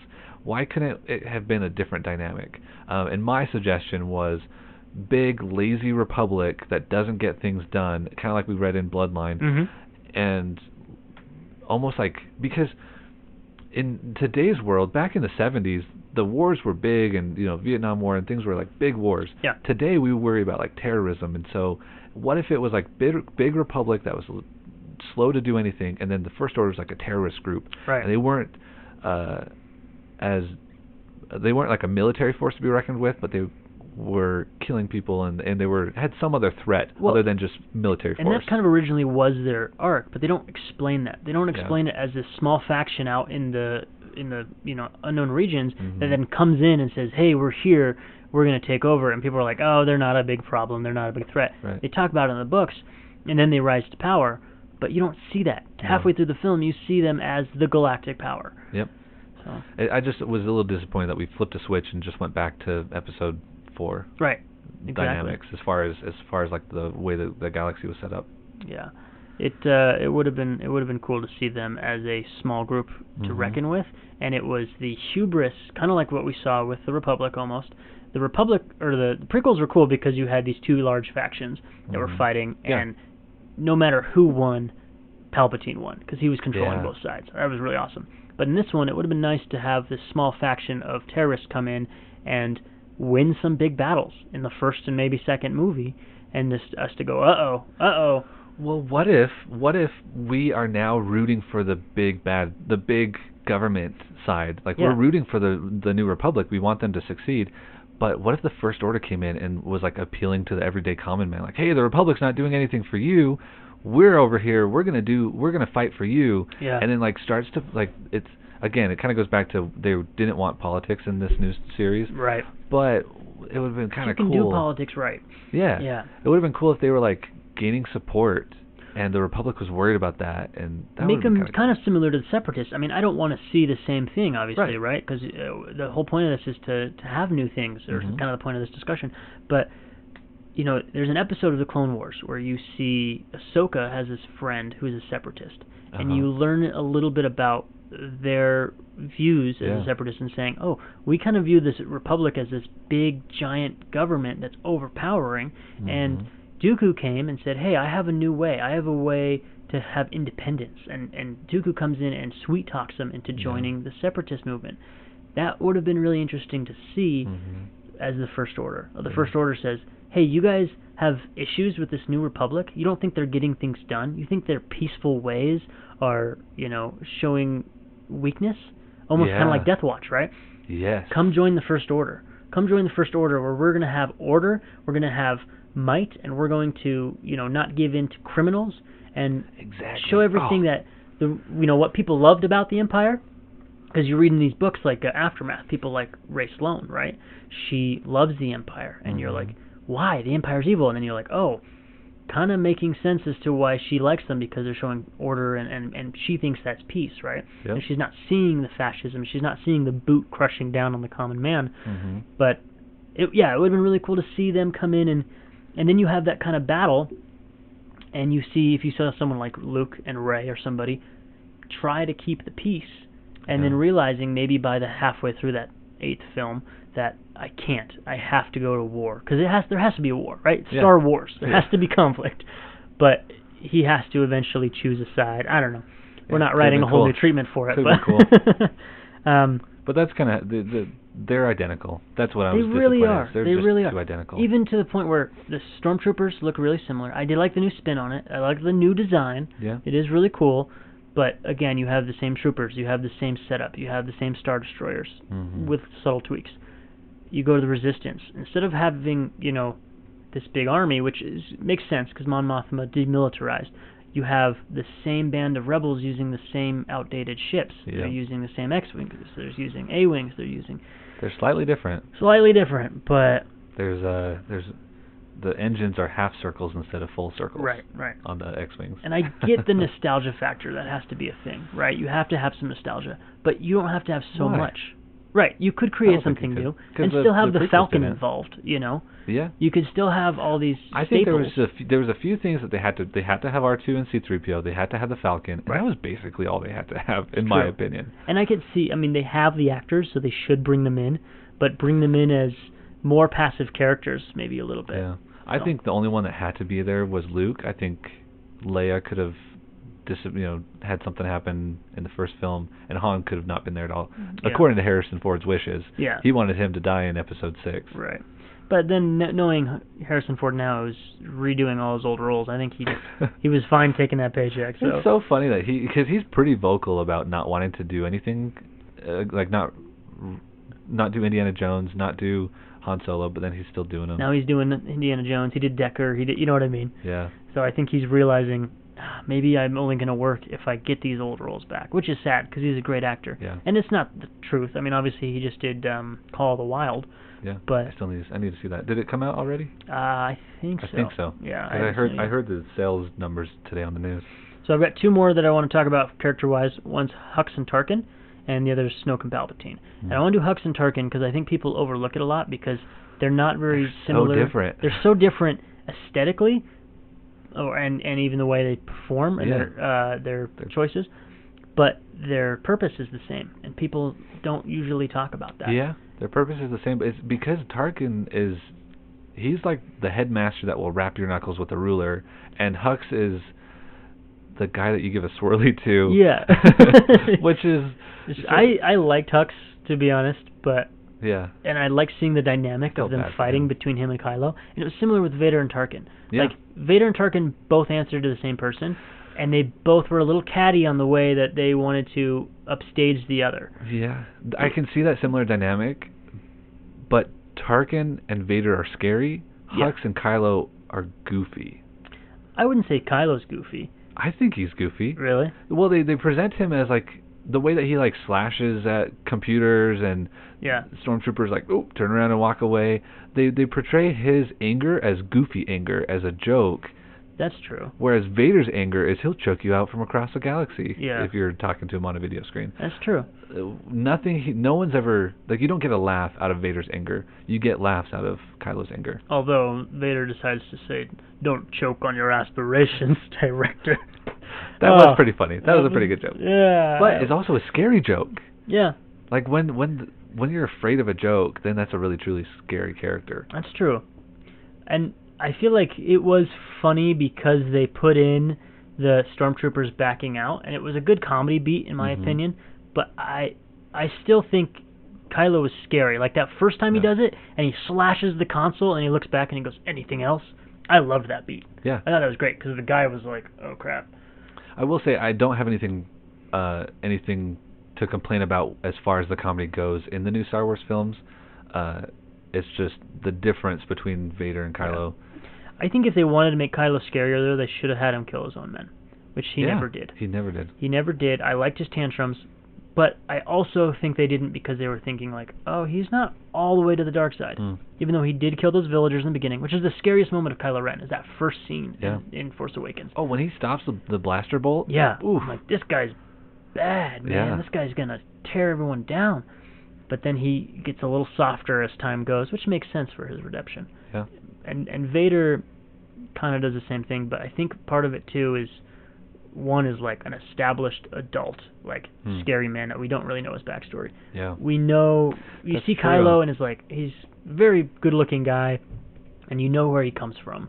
And so you're like, okay, he's not always been this way. Vader's a monolith, whereas you have to say that Kylo Ren is Ben Ben Solo. And that's one thing I do like about Kylo, though, is he's constantly trying to be his grandfather, and he doesn't live up to it. Mm-hmm. And that goes back to the thing we were talking about of the legacy. He's got this legacy of Luke and Han and Leia, but he's choosing his own legacy to be Darth Vader. Right. Which Rey has to do the same thing. She has this terrible legacy of Palpatine, but she chooses to be a Skywalker. So there is beauty in there. I just don't think it was executed properly. I just wish we didn't. I wish that we knew about the Palpatine heritage earlier in the series. Yeah. Because then we would have saved ourselves 6 years of questioning. Mm-hmm. 9 years? How long was it between the films? It was a long time. It felt like a long time. For what though? Between the Force Awakens to the Last Jedi. To the Rise of Skywalker. Yeah, Force Awakens came out in 15. 19. Okay, so 5 years. Yeah. So it just felt like way too long 4 years, to speculate on who she was, whereas we could kind of follow Kylo's arc. We didn't know that she was fighting a dark past. Right. It would have if we'd have known that earlier on, or even in Rian Johnson's movie or something, because we didn't know that with Luke, right? Right. But it made much more sense in the progression. Like once you learned. That's what I loved about Empire. Once you learned Luke comes from evil, because you didn't really know who Anakin Skywalker was before. Right. You learn that Luke comes from evil. Beginning of the next film, Luke's in all black. Yeah. Like, whoa, what? See, you didn't really get and that. He chokes out a Gamorrean guard. Right. Where in Rise of Skywalker, it's like you learn she's a Palpatine in the second act, and then later on in the second act, you see a dark vision of her. And then in the third act, you get a bunch of new information, and you're like so confused, and not as clean, obviously. Nope. And then Snoke and Palpatine. The similarity is that they are the same person. They were they are. They're now canonically the same person, Yeah. and they were the same person. Like I liked the giant hologram. Yeah. That was cool. I remember. I'm gonna shout out to my friend Dustin Baird, who I want to bring on the show later on. He's a great artist. I went and saw Rise of Skywalker with him, and we both had the same feeling. When we were sitting there and you see Kylo talking to Snoke, and he's this huge presence, we're both like, uh-oh, please don't have him be real. Like, once it disappeared and he was a hologram, we were both like a sigh of relief, because that would have been so weird to just all of a sudden you have this giant character who's, 12, 15 feet tall. And probably taller. Yeah. He was like 30 feet. It was huge. It was a huge projection. And he does the same thing with his head in the Rise of Skywalker. The Last Jedi. Which is a lot of vanity on his part, I think. That he wants to appear big and strong. Yeah, which is cool. I dug that. But yeah, it's like, okay, same thing. You have this creepy, scarred-up looking guy who's powerful in the Force. We don't know where he comes from, because we don't know where Palpatine really came from until the prequels.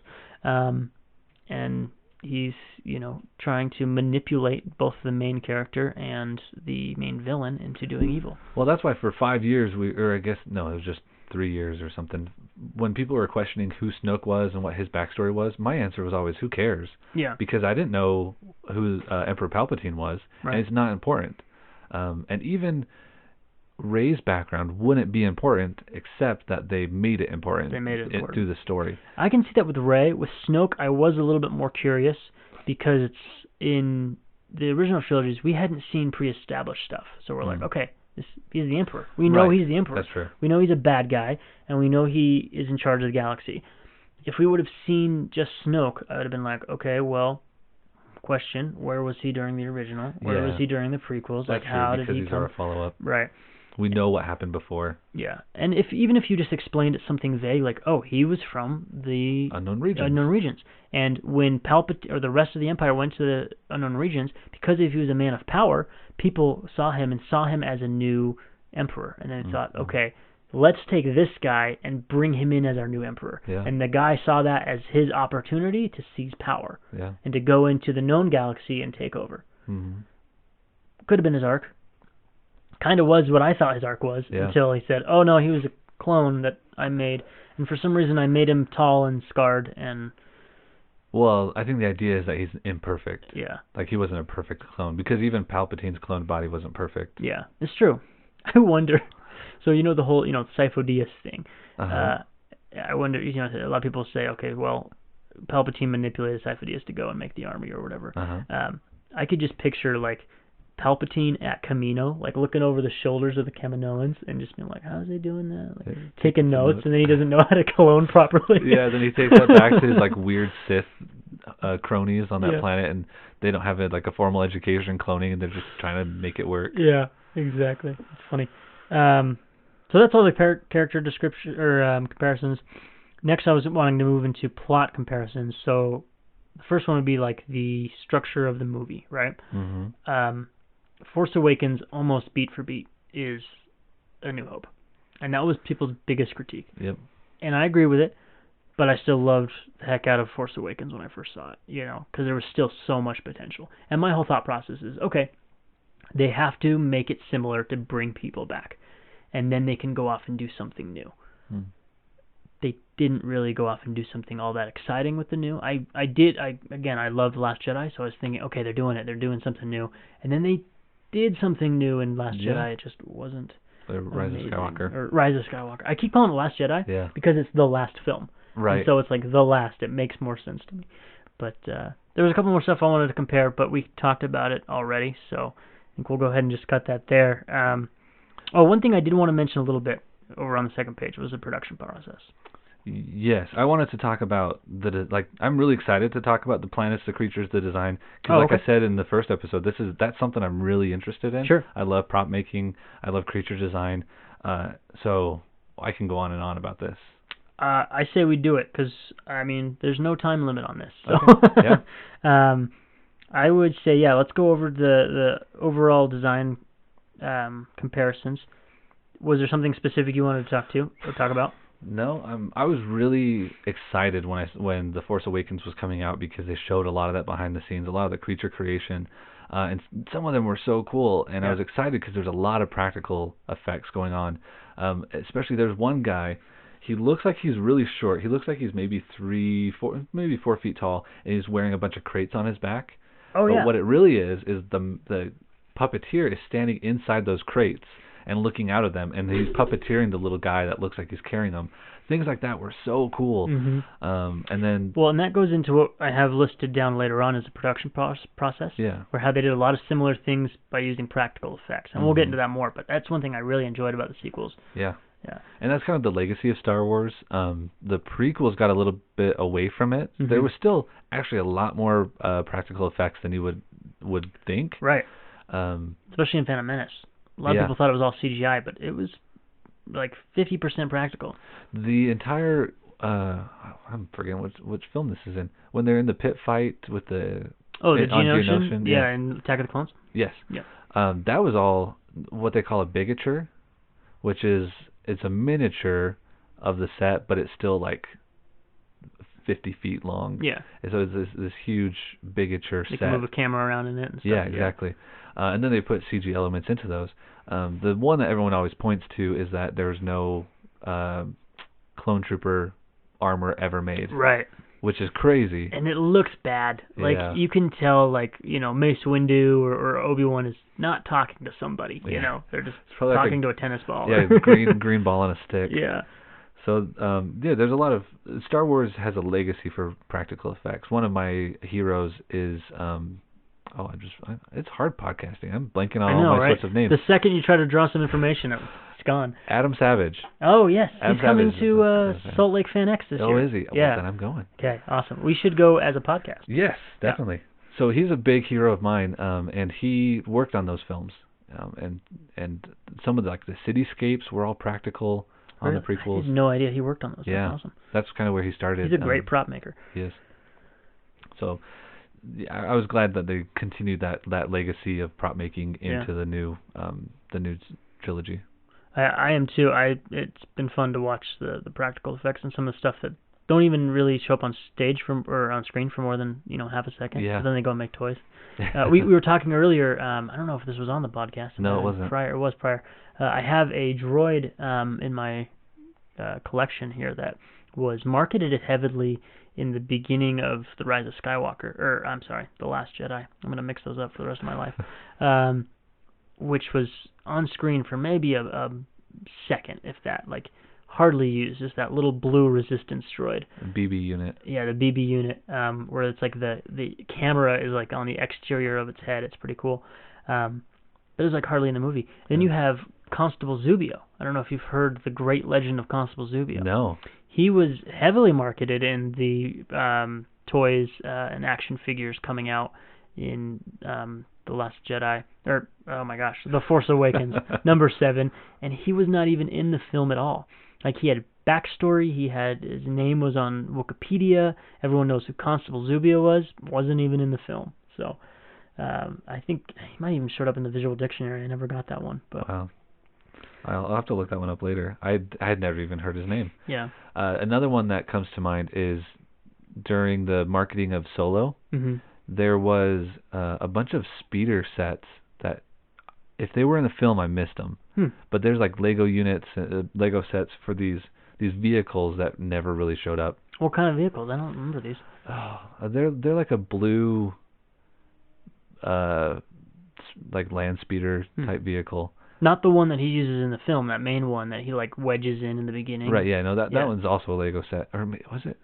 I can't remember exactly what film it was. I just remember that, because I like looking at those Legos and collecting the smaller ones. And I remember thinking, like, I don't remember seeing this in the film, because I didn't buy any before the film came out. But then when I went to look for them, I was like, these weren't in there. I'm pretty sure these weren't.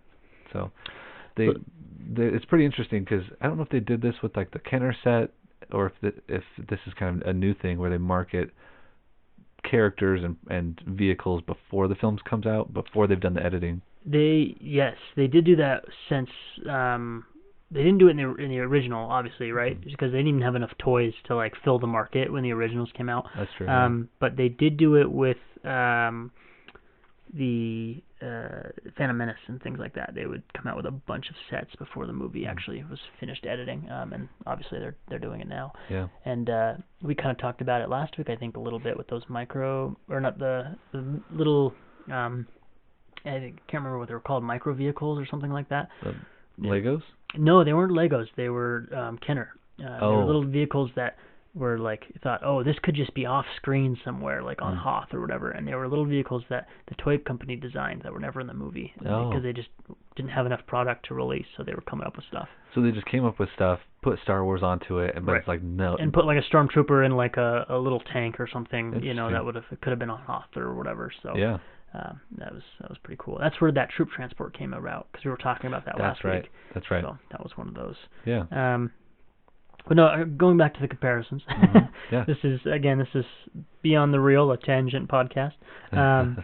So kind of overall design, we talked about a little bit, right? Where as far as like practical and stuff. Yeah. And the design is very similar to the original series, but they do take some liberties, which I did like, as far as like new creatures.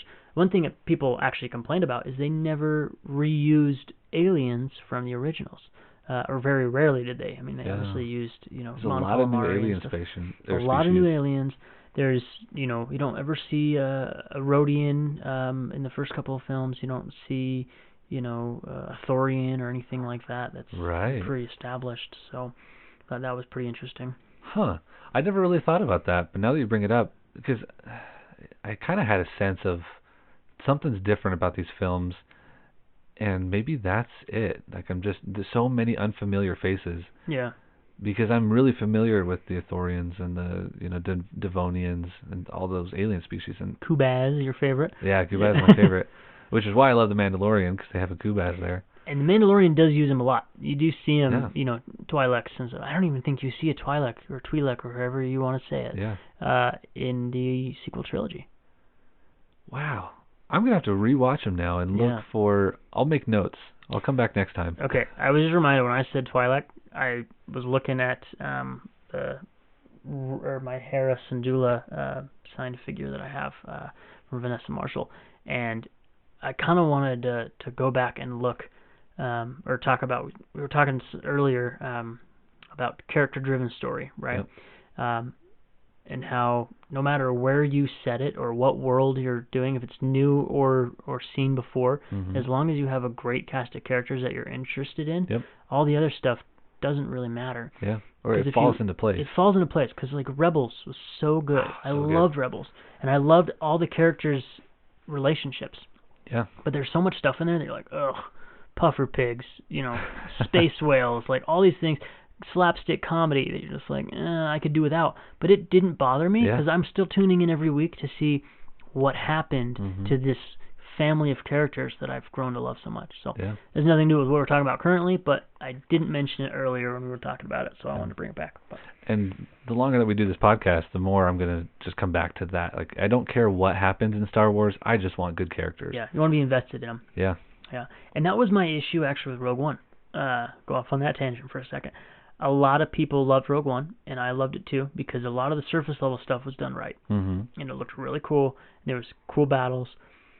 I didn't care about the characters all that much the first time I watched it, so I was just like, why do I care? Like, the Vader scene was cool. The third act was awesome. Yeah. Why do I care? And then I watched it a second time, and I was like, and then I would watch some reviews. Jenny Nicholson, I don't know if you know who she is. Yes, I do. On YouTube. She had a hilarious review on it. I don't watch all her reviews because I don't have 4 hours to watch her they're stuff. Quite long. This is coming from two guys that are going on 2 hours of our podcast here. But she was ragging on it a little bit, and I was like, maybe Rogue One wasn't all that good. And she had some points because you're like, you don't care about these characters.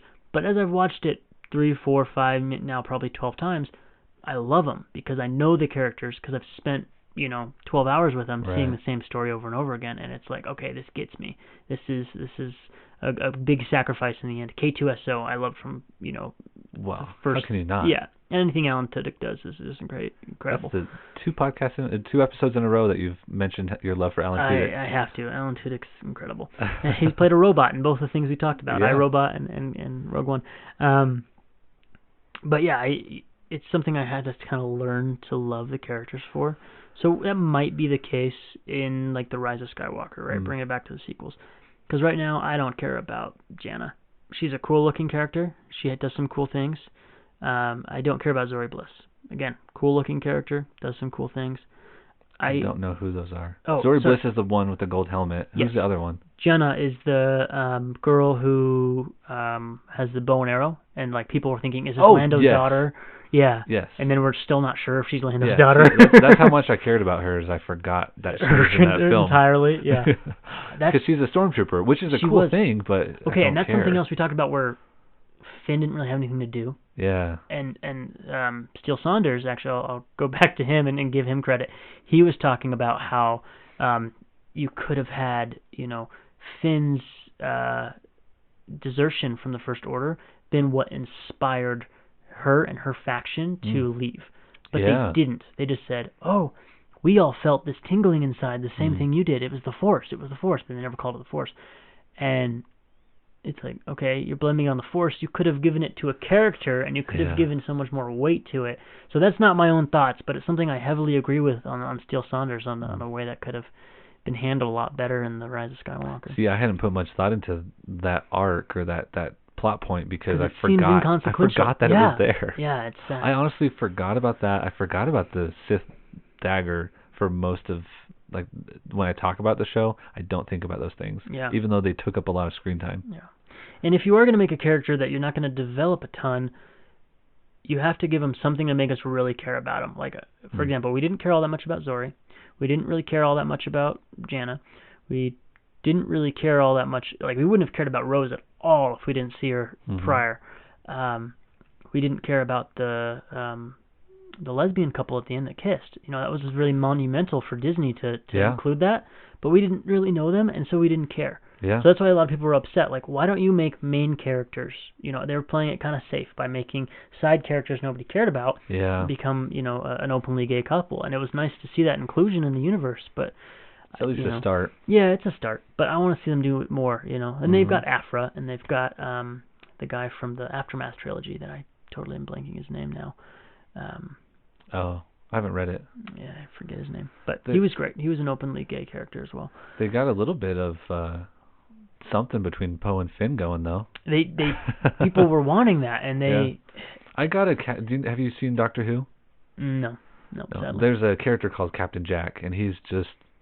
I don't know what you'd call him, but he's down for anyone. Yeah. Or anything, basically. But I kind of got that same sense from Poe that he's not limited to straight sexuality. Yeah. And the sad thing is they try to nail that down by saying, oh, he has a thing for Zori. He's not going to be into Finn. But you're right. It doesn't mean that he's straight. He could be bisexual, which would be nice to see something like that, too.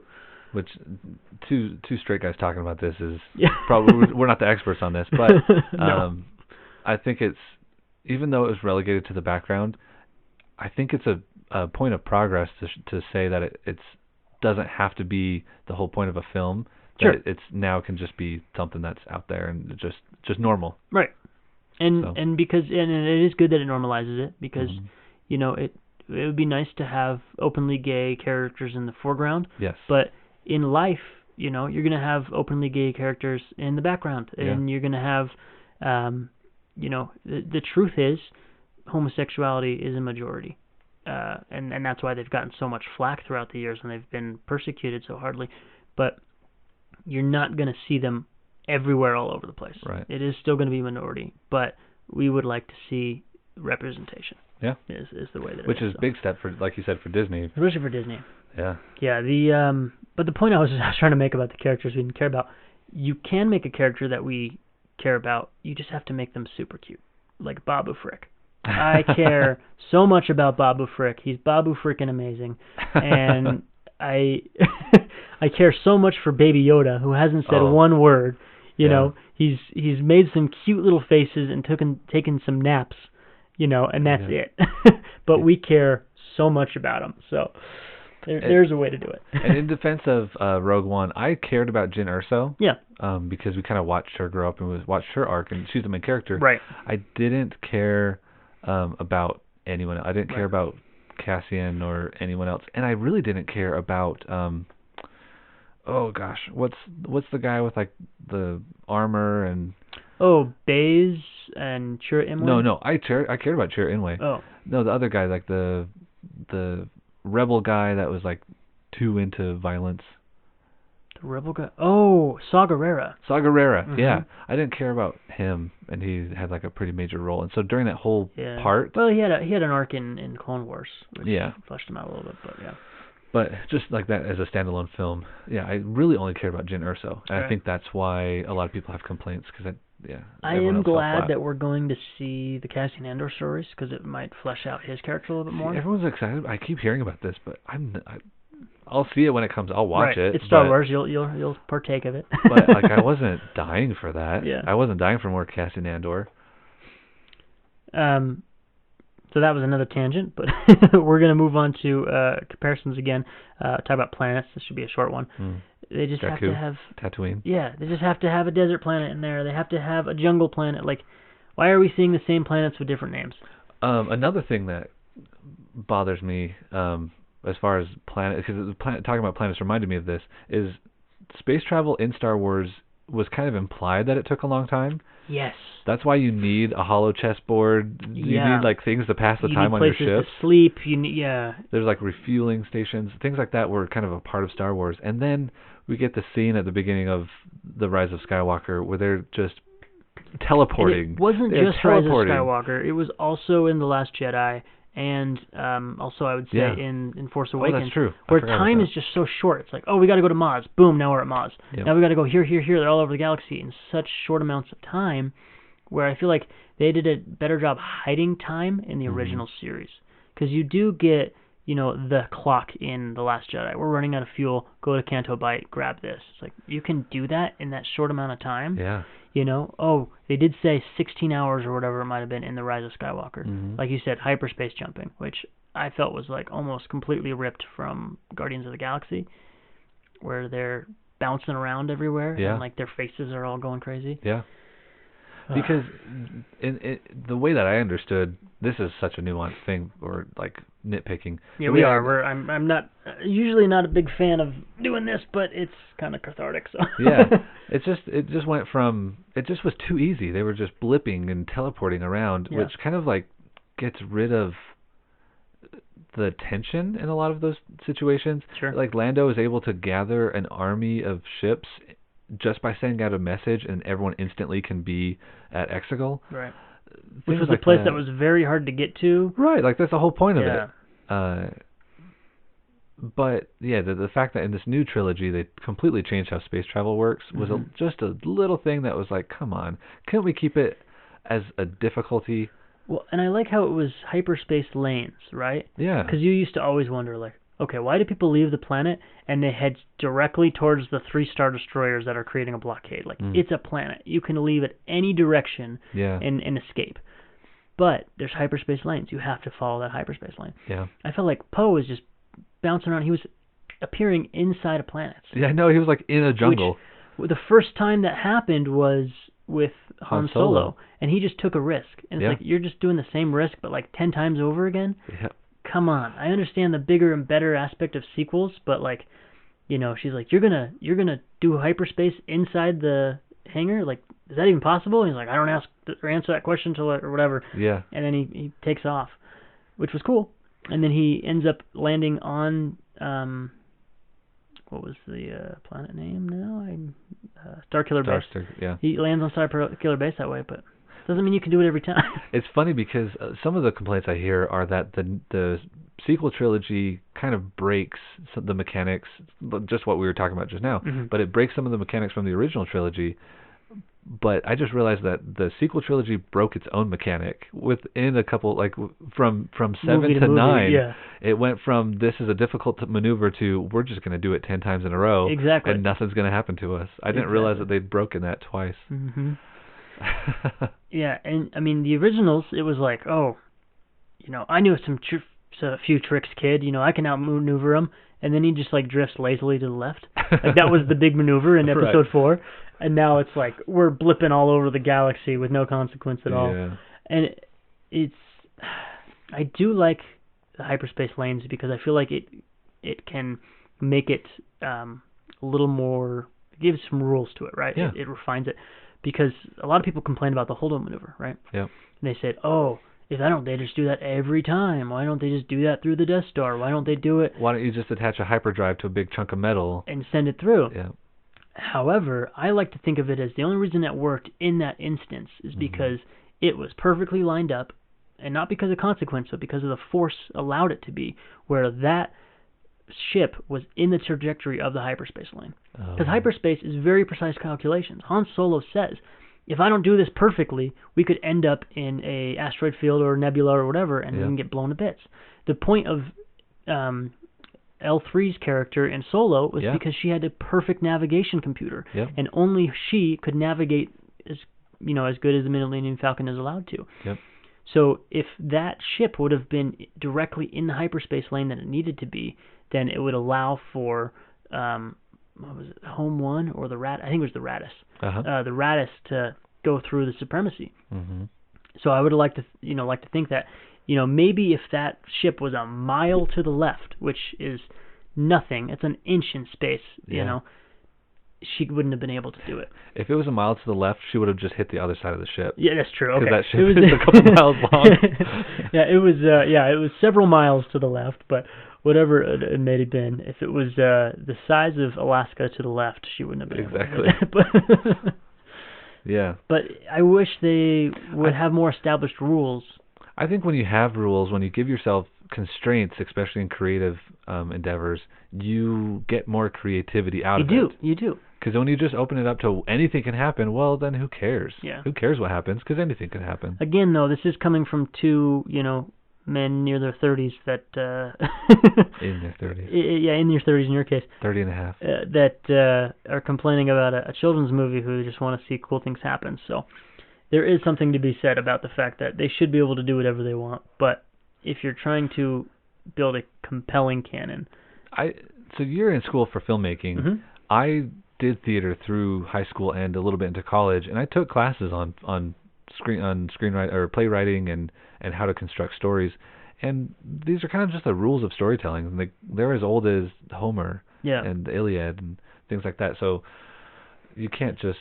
Well, we learned about that in my film analysis classes and in my story writing classes, where you have to set up rules within your world, and you can set the rules however you want. Right. But you have to follow them. Because once you start breaking that expectation, it pulls people out of the story. If they're expecting it to be one way and then all of a sudden it's another way. And there's things you can overlook, but if they start adding up, then people start getting disappointed.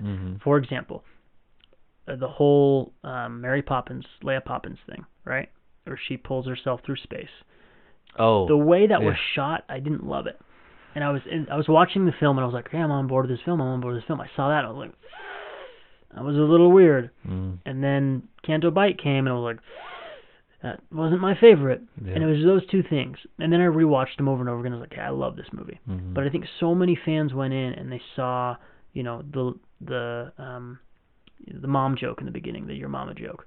Yeah. And they were like, I didn't feel that. And then they, saw the bombs dropping, in space, which there's so many ways you can explain that away. But it was like, and then it just added up and up. Luke throwing the lightsaber over, Leia Poppins, the Holdo maneuver, all these things that people didn't like started adding up, and then halfway through the movie, they're like, okay, I'm done. This movie's pissing me off. You can only have so many of those, and luckily for me, The Last Jedi really only had 2 that bothered me. But if you keep breaking the rules over and over again, or you keep, I don't know where I'm going with this, but I'll just say that the reversal of death in these films has really taken me out of the whole thing. Right. Leia died, and I was so ready for her to die in that moment, and it was emotional, and then she didn't, and I was like, okay, whatever. And then Han Solo died, and then he came back in this last one, even though it was just like he's not coming back, but yeah. Right, but like he was there again. I'm like, oh well, we're seeing him again. Why is he back? Right. And then Chewie and C-3PO basically died as much as a droid could die, but then he's just back. It's like, okay. Most of them were in The Rise of Skywalker, and there's so many of them. Yeah. Like, you even just, like, for a brief second, Poe gets shot, and you think he's dead, and then he's like, oh, no, I'm alive. When does he get shot? When they're invading they're trying to get the Falcon back yeah. and Chewie. Yeah. Chewie dies, and they're like, oh, he's back. There was a lot of them. I was thinking about it the other day when I was walking to class, actually. I was like, there's way more than you think, and they're just so small that you don't even realize how many times they die. Finn, yeah, Zori Bliss and Babu, like all these people are just like, oh, they're dead, and they're like, oh no, wait, they're not. Everyone is alive except for Kylo Fakes dies and then comes back. And Ray dies. Ray dies and then comes back. Like, stop killing people just to bring them back. Yeah, that, like totally Palpatine. pulls me out. Palpatine dies and comes back. Every single person. Oh my gosh, yeah. That's what really threw me for a loop, because even if the original trilogy is campy and the prequel trilogy is cringy, there's consequences, and it felt a little bit more real. And like, Obi-Wan, Mace Windu does not come back. Right. Obi-Wan dies, and he comes back as a ghost, and you can tell there's something different. Yeah. He cannot do what he was. He has become something greater, but not understandably by the logic of this plane. That's the big difference. You can have someone kind of come back, but it's a progression. It's a step forward. All of these deaths in the sequel trilogy are just loop them back to where they were before, as if nothing happened, which is unsatisfying. That's why I don't bring up Luke as a coming back character, because it's like he died and became one with the Force. We've seen that, and I'm okay with that. But when you see Chewie fake out death, and those weren't fake out deaths. I think that's the difference. Is there were deaths that came back and made sense. Then you have like Darth Maul and Palpatine, didn't make a ton of sense. I'm okay with Darth Maul now because I love his arc, but at first I was like, Darth Maul had something to finish at least. Right. And he didn't go back to where he was. Again, he kind of progressed, and he went from a weapon of Palpatine's to now a force of his own. So I felt like it was a move forward. So even though it was kind of a fake death, it was a step forward still. I agree. Okay, we're reaching up on 2 hours, so we should probably start cutting it here soon. We got to save some stuff for the rest of we do. We've got a lot more Star Wars to discuss. We'll be back next week to do it. Our segment dropping into Star Wars, probably going to cut that out this week. We'll come up with a good idea to run for next week. And the Clone Wars review, Preston still hasn't seen the latest episode. I just got promoted, okay? I have a lot going on. No, I don't blame you, man. I'll go home and watch it right now. You know, if it's a Clone Wars episode, which I love having new Star Wars, but it's like, you can watch those whenever. I'm not necessarily to be like, okay, I'm waiting up till midnight to see this. Yeah. Like I was The Mandalorian because it's animated. But like a movie, if a movie came out and you hadn't seen it within the first day, I'd be like, dude, what's wrong? Oh no, I'm always so at least, even though we've been ragging on the sequels a lot, I went to the first showing of each of those films. Yeah. Like I was in the first seats to watch those films. So I'm always there for the films, and I'm excited for the future with Kenobi and Pilgrim. I am too, and I will go and see any movie that comes out, even if it's directed by Michael Bay. I mean, Yeah. it's Star Wars. I'm gonna see it, and I did want to just see real quick, because like you said, we kind of have been ragging on the sequel trilogy, and not trying to rag, because there are some great moments in it. And we've also been really positive, right? Which yeah. is funny because we're positive on the film that most people are negative on, which is The Last Jedi. Right, exactly. It's true. That's our favorite. But I just kind of want to gauge your opinion. A lot of people have this battle between the originals and the sequel, or not the. I'm sorry, the prequels and the sequels, because everyone loves the originals. There's not really many people out there that hate them. I met one person. Yeah. So what would your take be right now if you were to say you liked one trilogy over the other? It's pretty easy. Okay. Yeah. I mean, I grew up with them, and Mark Hamill had kind of a good point that he kind of was upset when he first started doing these sequels, and then he later realized that this is not for him. Right. And I realized that the sequels might not be for me, even though I wish that they were. The prequels are what I grew up with. The Phantom Menace, Jar Jar Binks, so they were all like my favorite things as a kid. Yeah. So that plays into it. But also just the world building and the uniqueness of them, because there's not really anything else out there like the prequels, and the sequels there is something else out there, and I've already seen it before. I like them both. I'm not gonna say I hate the sequel trilogy. I'm not a fan of the Rise of Skywalker. Let's just use numbers. Yeah, I'm not 9. I'm not a fan of 9 all that much. It's quickly becoming one of my least favorites. Really? However, I've only seen it twice, so I need to go see it a lot more. And it's the only movie that I've seen this little in theaters. So I'm gonna watch it more. I'm probably gonna appreciate it more. But overall, it's hard for me to say because I think the prequels were written very well, not dialogue-wise, but just a overarching story-wise. Yeah. And they weren't executed all that great. Whether it's, and I don't want to say it's poor acting, it might be more poor directing than it was poor acting, because he did make those choices on purpose, but, and I shouldn't say poor, but choices I didn't agree with. So the execution on the prequels weren't as great. The execution, I feel like, in the sequels were actually fantastic. Yeah. But the story that, to begin with, they didn't have one yet. And so it's cobbled together. So I think those are the two major differences. I put 7 and 8 above all 3 of the prequels.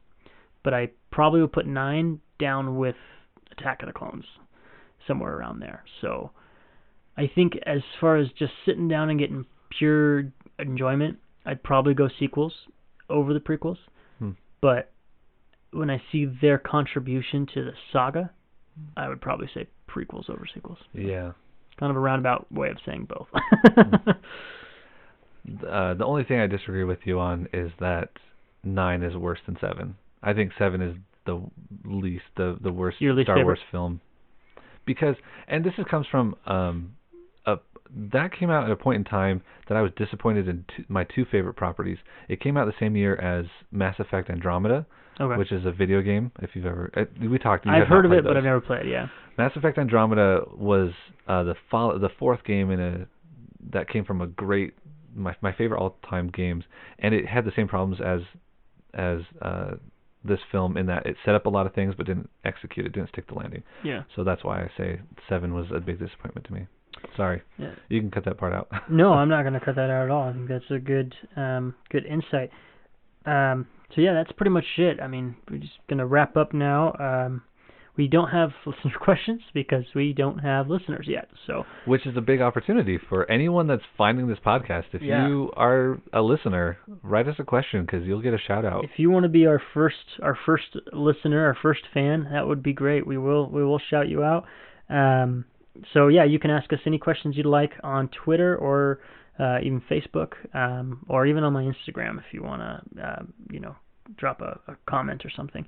So our handle is BTR Star Wars. So go find us there on Twitter and Instagram, or Twitter and Facebook at BTR Star Wars. And then I think we're just beyond _real for Instagram. So go check us out. Drop us some questions. We'll put this on YouTube. You can comment there.